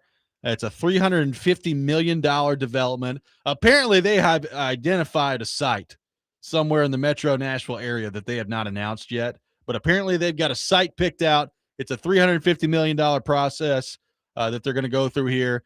This is from WSMV's little story that they put together on it. Says, the design is still evolving, but current plans for the park include roller coasters, stunt performances, live entertainment, interactive attractions spread across multiple themed areas inspired by Bargatze's life and career. One Tennessee themed section would feature a 1990s style mall entrance and a donkey dive ride, whatever that is, while another New York inspired area would include street performers and a simulated Times Square experience. So, Joe, it looks like we're getting one, like a theme park is coming, Nateland being put together here. And my question is for you, my question is for our listeners, how are we feeling about it? How do we feel about a theme park coming to our city? And is Nateland something that you're legitimately excited about? I'm an amusement park guy. I'm a theme park guy. So yeah, but I want rides. When I was younger in Virginia, when I was in high school, we'd go to Busch Gardens and there were like 2 roller coasters. It was like the Loch Ness Monster and the Big Bad Wolf. And the rest of it was like, like I wasn't drinking age. So yeah, the German beer garden looks awesome, but like, well, I can't, I want rides. All the other stuff, I know other people like different things, and I think it's nice to be able to offer different things for different people. I mean, you would think performance-wise, it would be a gold mine. I mean, you can find incredible talent playing live music at the most random places in Nashville because we're crawling with talent. So that should be good. And I'm sure that the Times Square thing sounds cool, all that. But when it comes down to it, give me enough good rides that I'm willing to pay the money to show up. That's me. And I'm old. So I feel like younger people would mostly agree. Some people hate rides, but I think anybody who would go to a place like that, I would hope you would at least kind of like riding roller coasters, right? I would agree. I mean, look, our city has changed. I mean, we talk about how much it's changed since like 2010. It's changed dramatically since 1997. There's all sorts. I mean, there's professional sports here now, right? I mean, the Predators weren't here when Opryland was here. The Titans weren't here when Opryland was here. I mean, maybe the Tennessee Oilers were here for that last part of it. But, it's a totally different city than it was. I mean, one thing I will continue to say, like, people ask me, coming in, whether it's with the NHL, like, what do we do around here? And it's like, well, I mean, I know what you guys are going to do. You're going to head to Broadway. You're going to head to Mumbrian and go to the bars and all these things.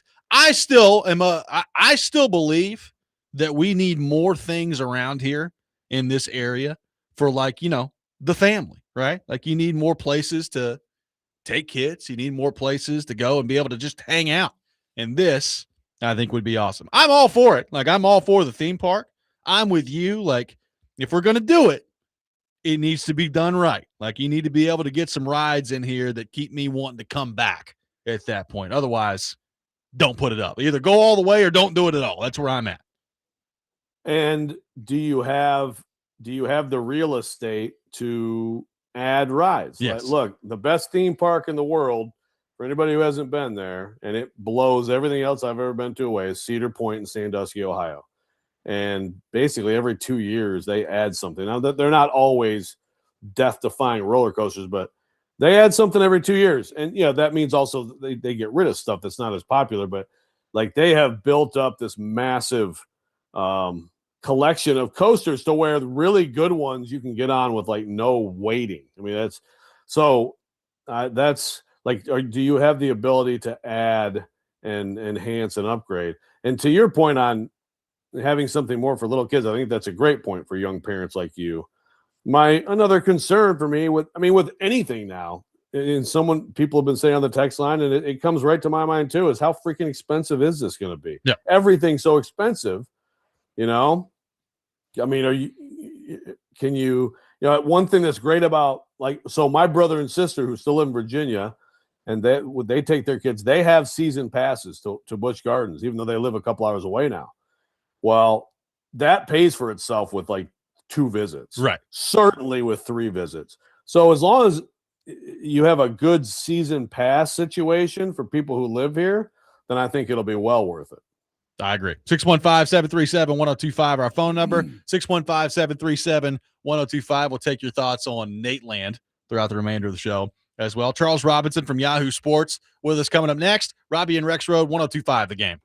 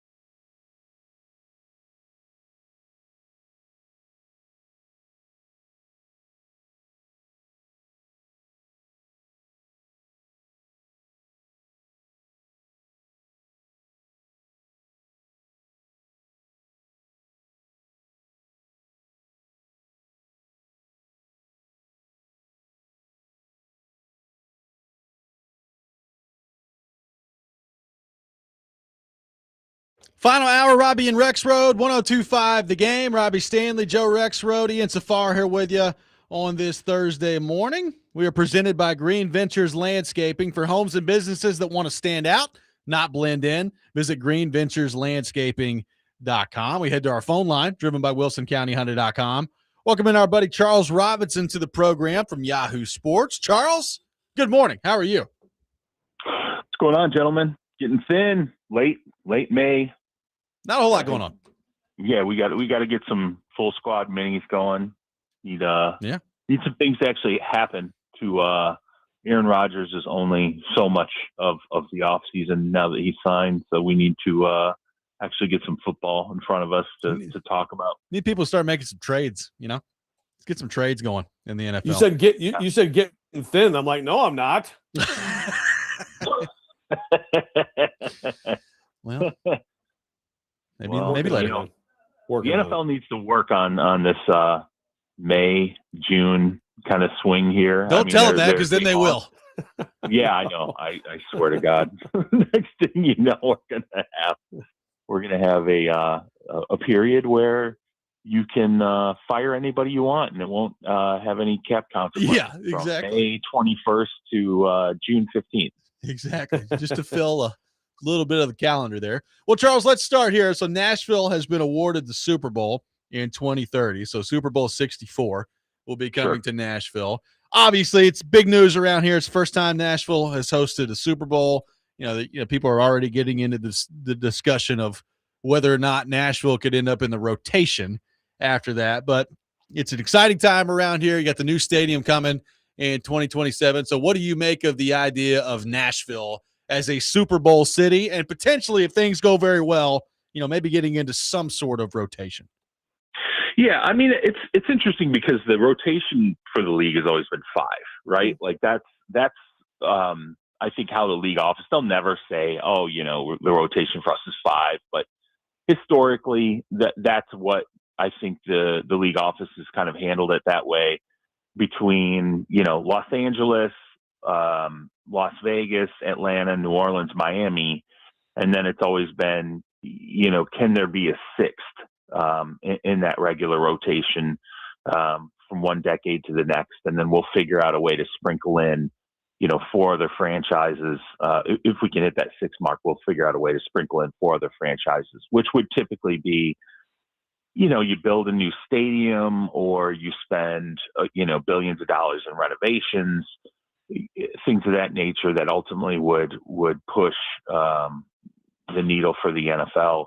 I think it's possible. I think there's no doubt. I mean, LA, Las Vegas, Atlanta, New Orleans, Miami, Nashville seems like it would be a natural run when you consider, from a weather standpoint, from a, socialization standpoint, the idea of building out a week around the game, which now has become a big dictation of, whether or not you're going to have a destination remain in that, every decade we know we're going to have, 6 different NFL cities, and we'll figure out the other 4 to prioritize.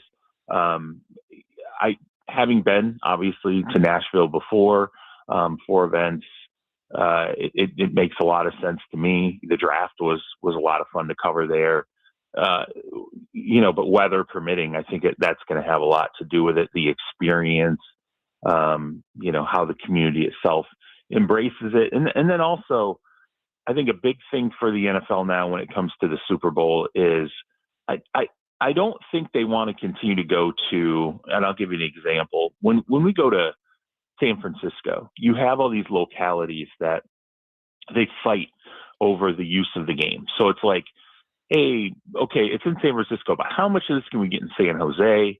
How much of this can we get into Oakland? How much of it can we get into San Francisco proper?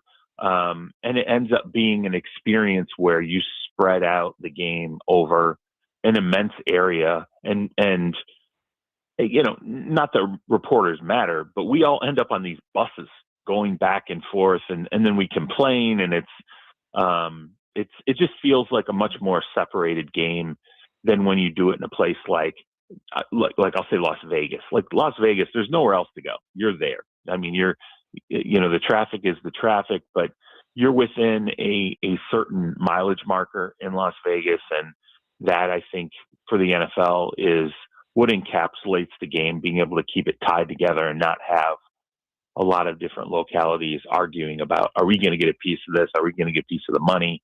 I think Nashville's going to have to showcase like some of these other localities. I mean, New Orleans has always done it really well. In a relatively tight, close quarters, and it's going to be a fan experience. It's going to be the game. It's going to be all these different things, but you don't have to worry about, do we have to travel 20 to 25 minutes in any given direction, or God forbid, an hour in traffic like it was in San Francisco last year to enjoy a football game. Yeah, well, from that perspective, I think Nashville's going to knock it out of the park. I mean, it's as good a one-stop shopping area, right, I think, as you're going to. My fear is just that's when we get the random February ice storm, and it's like, yeah, I mean, really, like that's that's something that obviously it's not going to be a good experience for people if that's the case. And for the most part, we're probably that week, probably out of 5 years, probably 4 of the 5 years, it's fine. And that we just hope you don't hit that one time. Yeah. And everybody remembers whenever you have these, Dallas. I remember Dallas years ago when they had right, the horrible, weather. And it certainly is something that I think plays into, again, we joke about the whole rotation, the fact that the NFL does have a rotation, but weather definitely plays a part in it. And it's, as we've moved forward, the league thinks less and less about the game itself, in the locality. It's all about, do you have the space to put on a week's worth of it's for the NFL. They really think in terms of it's Wednesday to Sunday. It's not Sunday. It begins Wednesday, and can you start to crank out events that draw people into the city on a Wednesday, and then sustain it and keep people there, over the course of 3-4 different days.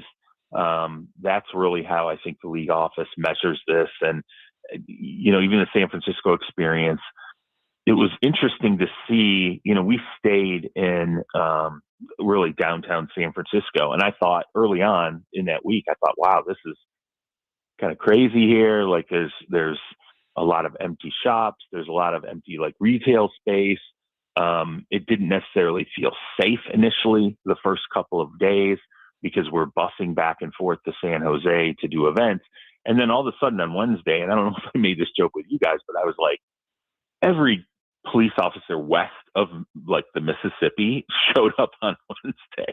I think there were more police officers in San Francisco starting on Wednesday than there were normal human beings starting on Wednesday as they tried to secure really the area. And again, it was still divided. It didn't feel like San Francisco was part of, San Jose. Certainly didn't feel like Oakland was part of. Everywhere you went, it felt a little disconnected. And, I know a lot of people in the league office were not big fans of that. They were not big fans of the local governments complaining and fighting over, what piece of the Super Bowl that they had. It is being centralized is a big deal. Having decent weather is a big deal. And making NFL fans feel like, hey, when we come to the city, we're not, driving all over the place to kind of experience this. We can do this in sort of a 15-minute, 20-minute radius inside of a city. I think that's really what underscores staying in the league's rotation. So if that's what Nashville wants, they want to be in a rotation consistently, figure out a way to keep the Super Bowl inside a 20 to 25-minute radius where fans can experience it and not have to move around between Wednesday and Sunday. So, Charles, you mentioned it, Aaron Rodgers. This looks like it's going to be his last ride heading into this year. He will be 43 years old, I believe, in December. Mike McCarthy back in or with the Pittsburgh Steelers, so they're back together. I guess number one, do you believe Aaron Rodgers when he says it's his last ride? And number two, what do you make of, I guess, if you do, some finality to this, knowing that this is it coming into it? It's a little bit refreshing, I would guess. Yeah, nobody you know, how many people believe you? Like, I saw some people, you know, kind of when it was announced, it was like, yeah, I'll believe it when I see it. Like, I get that. I totally understand the inclination to feel like this is Brett Favre at the end, where it's like, okay, he says it's the end. Is it really though? You know, how's he going to feel? What if they win 11 games this year? And he has a decent season. All of a sudden, does that change the calculus? At the very least, I think for the Steelers, we've now begun the process of, you got to figure out like where we're going, like a 10-year horizon on a quarterback. If it's not Drew Aller, if it's not Will Howard, if it's not somebody that we have on the roster now, we know, okay, that's the decision that beyond wins and losses in 2026, that's the decision that we're really going to be dominated with moving forward, whether it's, you know, a player in the 2026 NFL draft, whether it's a potential veteran who comes loose, you know, this next offseason rotation. Obviously, Mac Jones is on his last year of his deal in San Francisco, and it's a player that has shown that he might, you know, deserve another starting shot.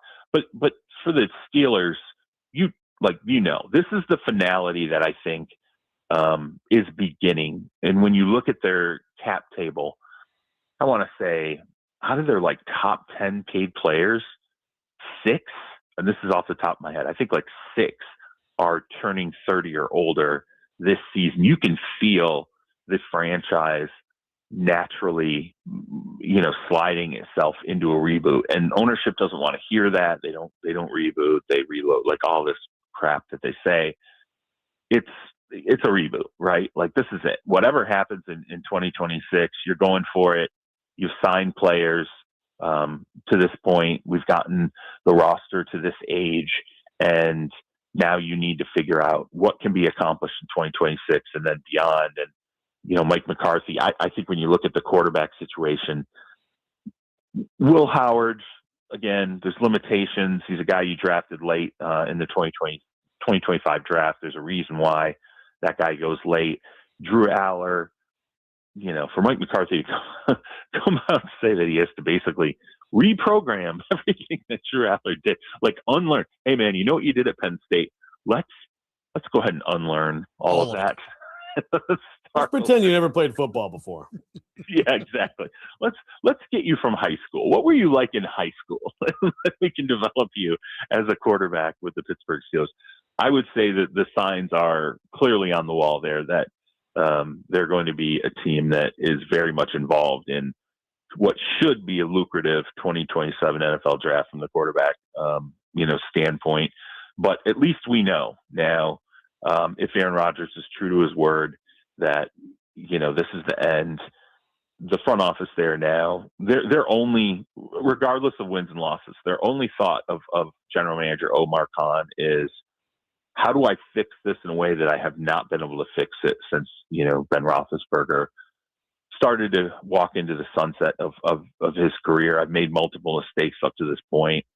How do I fix this now in 2027? And then for Aaron Rodgers, I mean, it was funny because someone yesterday said to me, well, hey, this is great because it makes Rodgers less of a story. Like, we're done. I'm like, yeah, it doesn't though, because he announced it before the 2027 season started. So we have the sort of Kareem Abdul-Jabbar year where it's like everywhere he goes, this is the last time to see Aaron Rodgers. Everybody, you know, it's the get the last hug in, appreciate the guy for what he was. And then as we build into, I'll just ask you guys, do we really think as we build into December and January, even if they're a good team or not, you're going to tell me that December and January aren't going to be about Aaron Rodgers, regardless of how the Steelers play? Of course they're going to it's going to be retrospectives and his career is coming to a close and how does he feel? And then for every reporter on the beat, it's going to be, are you sure? Are you sure this is going to be your last season? So I think as much as I appreciate the fact that he's kind of put a bow on it, it's made 2026 in a way his, at least a portion of the league is now going to be his through the 2026 season. Can't wait for his farewell in Nashville. I'll bring a bag full of mushrooms grown in cow poop and throw them at him as a little parting Where's gift his for place? him. Okay, I'll ask you guys. So if we're going to go through this, where's his place? Like, where do you think his place? Because I've been asked. I think we knew, right? Sort of Didn't we know, Robbie? Like when he was building it, I forgot. Yeah, I don't remember exactly where it is. I just need to know if there's like a house on it, or if it's just land. I thought he did build a house. Raw on it. land. I don't know where this guy ends Cave? up. He built a cave? Physically in life. I don't know where he ends up career-wise. I don't know. I don't see. I know a lot of us have talked about because of his involvement publicly with like politics. Like, will he be a politician? Is he going to be involved in the NFL? If this is last year, I will say this: he has not begun the process that some players do a year out, where they have, agents, or their camp starts to say, well, can he be could he be a broadcaster? Could he be this? Could he be that? He realistically, feasibly could be a player who just goes, you know what, I'm at the end. I'm going to separate myself from the game and go ahead and do my own thing. And I only say that because it's not for being a high profile quarterback. If those guys want to get into broadcasting or whatever else, you don't all of a sudden hear it the second they retire. You typically hear it 12 months early, 18 months early. That's kind of where they're transitioning toward. Drew Brees, he was a guy that, we had heard it 2 years before Drew Brees was out of the league. Even Tom Brady, it was like, hey, he's going to be involved potentially with the team. He also wants to be involved on the media side of it. I haven't heard any of that with Aaron Rodgers. He's probably the highest profile quarterback who's going to leave the league, where I can say, if truly he's done in January, from this point to January, I have heard nothing about what his ultimate future plans are. And I guess that's kind of the most Aaron Rodgers way to enter your last year in the league. Yeah, I think a lot of people are ready for him to go away, so that's great. So, Charles, a lot of people are complaining, including us, about just we've talked some about this, but just the spreading out, the different streaming necessities to watch games, all the. Yeah. So my question for you is, and there's some, not the exact same thing, but there are some parallel things going on in college football where, they're thinking of TV product, but maybe not necessarily of the big picture of the product itself long term. My question for you is, are there any concerns within the league? I mean, obviously, ownership level, but or just management level about this strategy long term, or is it just everybody in lockstep and this is the way to go? Yeah, I mean, I think there's some consternation that it's like, are we starting to spread ourselves too thin when it comes to chasing the platforms that ultimately host our games? I think you'll never get an owner. I don't want to say that. It would be rare, I think, if you got an owner in the next, 12 months to come out and admit that, hey, we could tear up some of our television rights deals, which is what the NFL wants to do. They want to pull out early of these some of these television rights deals, because of the NBA doing a new deal that was just astronomical. So for the league, they believe, there's this belief, well, no matter what, networks will always pay for us. If we pull out of these rights deals, we can earn 50% more than we're already getting right now, because we're the NFL and we're the draw and everybody comes to us. But it's a growing conversation, I think, within the league about, there are a few things. I think there's a growing conversation about the more we put games on Netflix, and let's just project it out, Amazon, and wherever else where it's not just this not the typical very easy to access network TV, CBS, NBC, whether it's like ESPN, there's more and more consternation about, as we spread these games out, as we put them on. Look, like realistically, the NFL product from beginning to the end is mostly a 6-day-a-week product. It's like, we won't put it on Tuesday. Like maybe that's the one day we'll try to figure out how we can put it on every other single day. We're going to put it on multiple games on Thanksgiving. We're going to do it to Thanksgiving Eve. We're going to do it Black Friday now. We're going to have Saturday games. We're going to have Sunday games. We're going to have Christmas Day games. We're going to have, obviously, far-flung games in Melbourne, Australia that appear on our televisions in America on a Thursday, but realistically, they're playing a game on a Wednesday in Melbourne.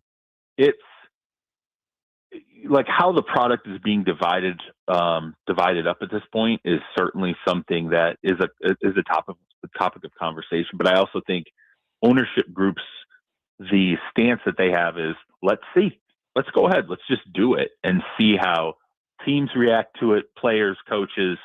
Does it affect the product?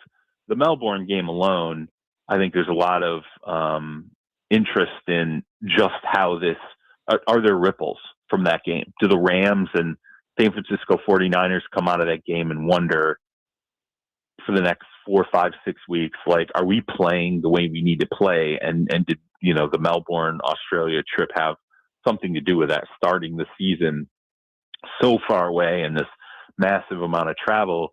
And then, how do networks really play these games when they're happening early in the morning? Some are going to be happening in the afternoon. I think right now the NFL is not afraid to bite off more than it can chew and then study ultimately really what happens. That's why you're hearing about Japan. I think you're going to hear more about a game potentially in China. The complex, they call them, complexity games. Like, where can we start to put games where it offers us a level of complexity, and how can we overcome that? The overall story here, though, beyond what platform is the game going to appear on, what time zone is it going to appear in, I think the story that people are not focusing on now, that they will begin to focus on, is you have NFL owners who are going, our salary cap, we're paying quarterbacks, they're going to make $60 million a year. That's where we're heading. Like, the best quarterbacks are going to make, we're going to have, 5, 6, 7 guys making $60 million plus a year. The best wide receivers are going to make $40 to $45 million a year. 5, 6, 7 guys are going to make $40 to $45 million a year. The best edge rushers are going to make, $45 million plus a year. They know that salaries are kind of headed in this direction, and maybe the Patriots owner, Robert Kraft, was the closest to kind of put words to it, where he said, we're going to 18 games. We're going to this international schedule. We're going to push it like the Dickens. That was his exact phrase. And this is the partnership. You want the money to keep going the way it's going. If you're NFL players, get on board, be partners with us, because it's going to mean different platforms. It's going to mean different countries. It's going to mean a bigger schedule. It's going to mean 18 regular season games. We're going to be playing, until President's Day. When it comes to the Super Bowl, this is just the reality of how it needs to look, because we can only get so much money out of the continental 48 states in North America. We now need television contracts elsewhere. We need money, elsewhere, and we need it to be on every single platform, and forcing people, into other, business spaces with our partners. So this is when you think, for fans, when you see a quarterback sign for $60 million plus and a wide receiver sign for 40 to 40. I think Charles may have muted himself. Charles, are you there? Haven't had one of those in a while. He's back. Yeah. No, I'm still. I'm still. The point I'm making here is, for fans, when you see players sign for $1 gazillion, when you're like, wow, I never imagined you'd have a quarterback for $60 million, a wide receiver for $40 million, a edge rusher for $40 million, an offensive lineman for $38 million. This is what the trade-off is. You're going to have to watch some games on Amazon and Netflix and in Australia and Japan, and it's all tied together. And it really has to do, I think, with where the money in the game's going. All right, Charles, last thing for you here quickly. You have Dylan Gabriel, Taylon Green, Shedeur Sanders, and Deshaun Watson. Who is the starting quarterback for the Cleveland Browns come September?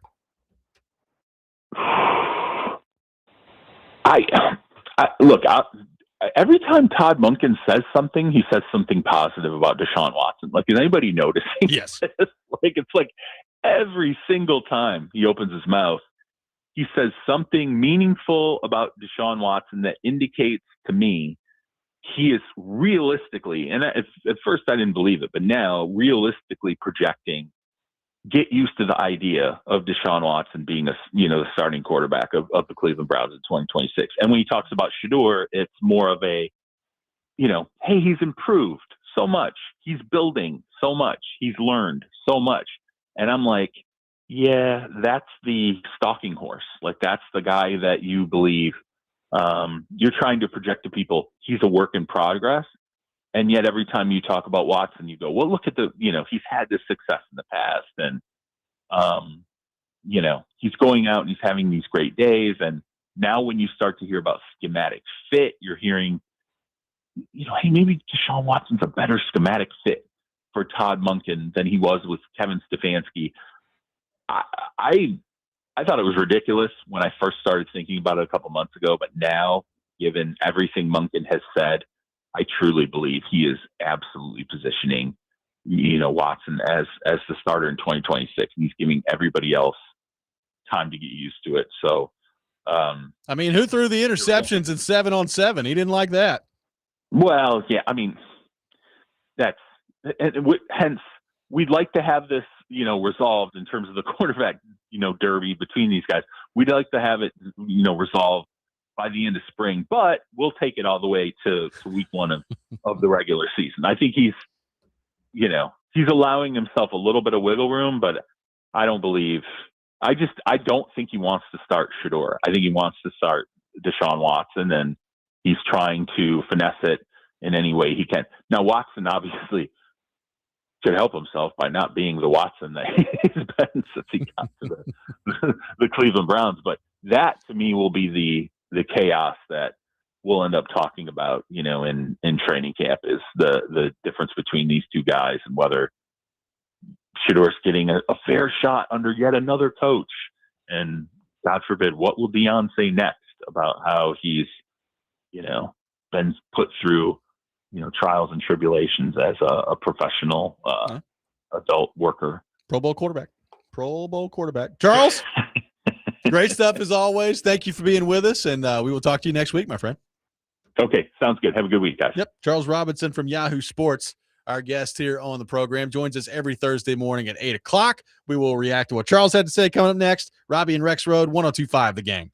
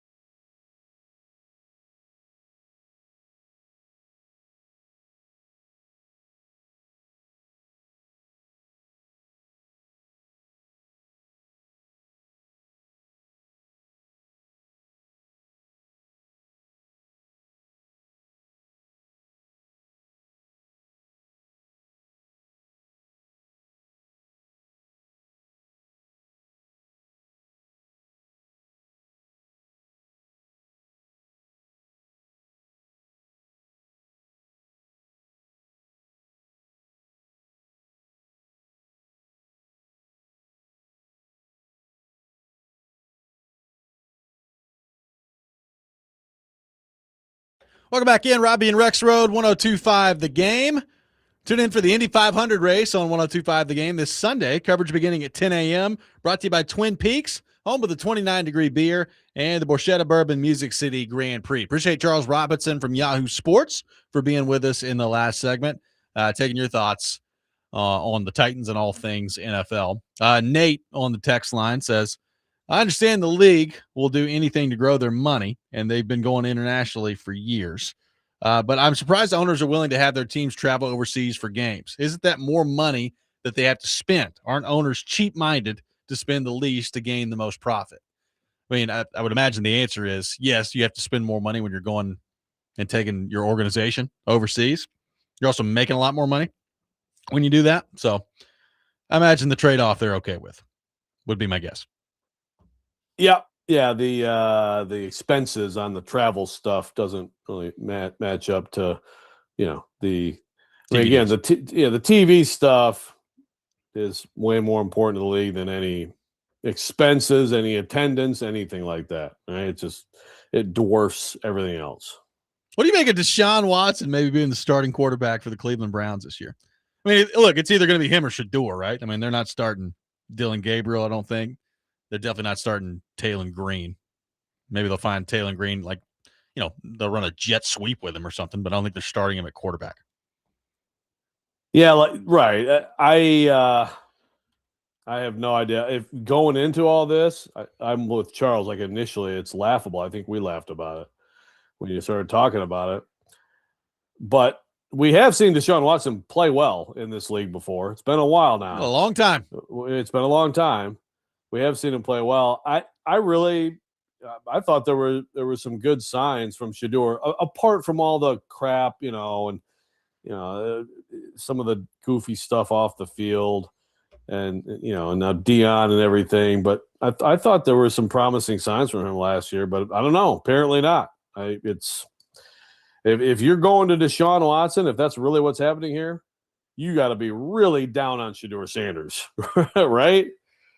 I mean, Deshaun Watson hasn't been anything resembling good since 2020, right? I mean, that's how long it's been. It's been since 2020. 2020, he was with the Houston Texans his last year with Houston, or at least his last year on the field in Houston, and he threw for 4,800 yards, 33 touchdowns, 7 picks. And they were 4-12, by the way. But he threw for 4,800 yards, 33 touchdowns, 7 picks. And he didn't play in 2021. He has played a total of 19 games for Cleveland. 19.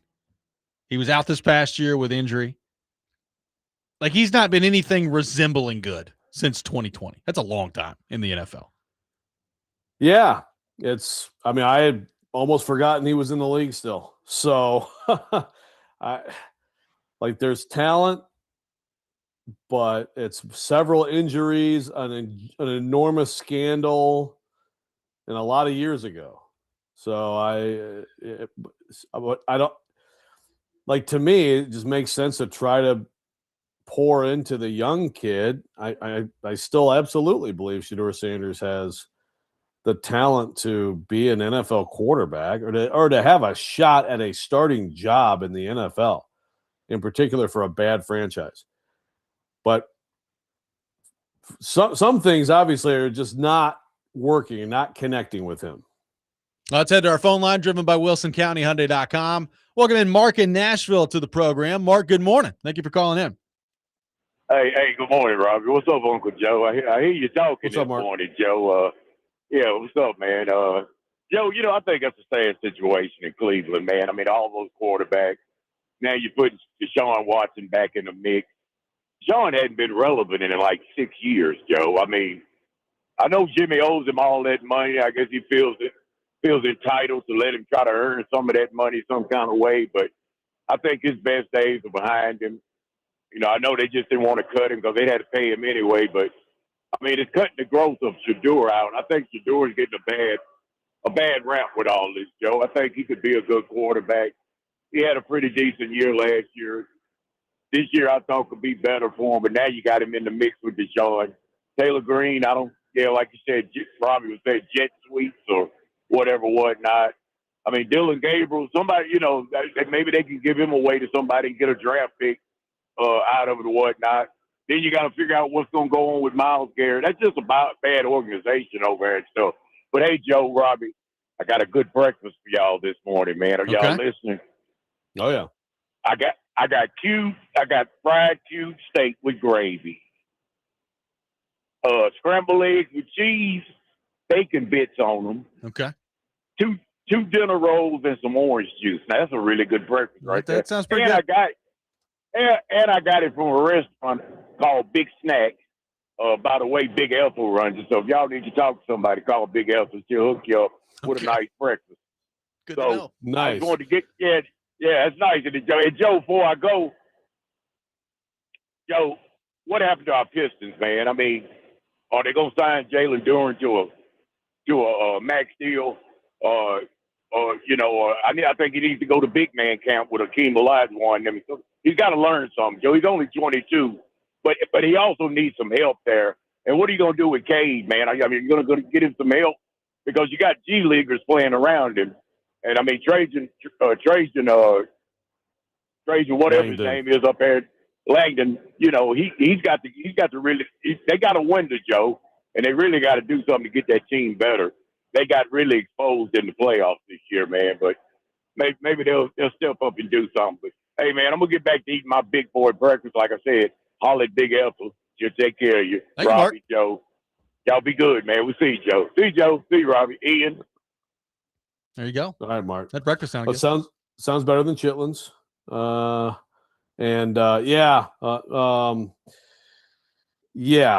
got to get Cade some help. Don't sign Duren to a max deal.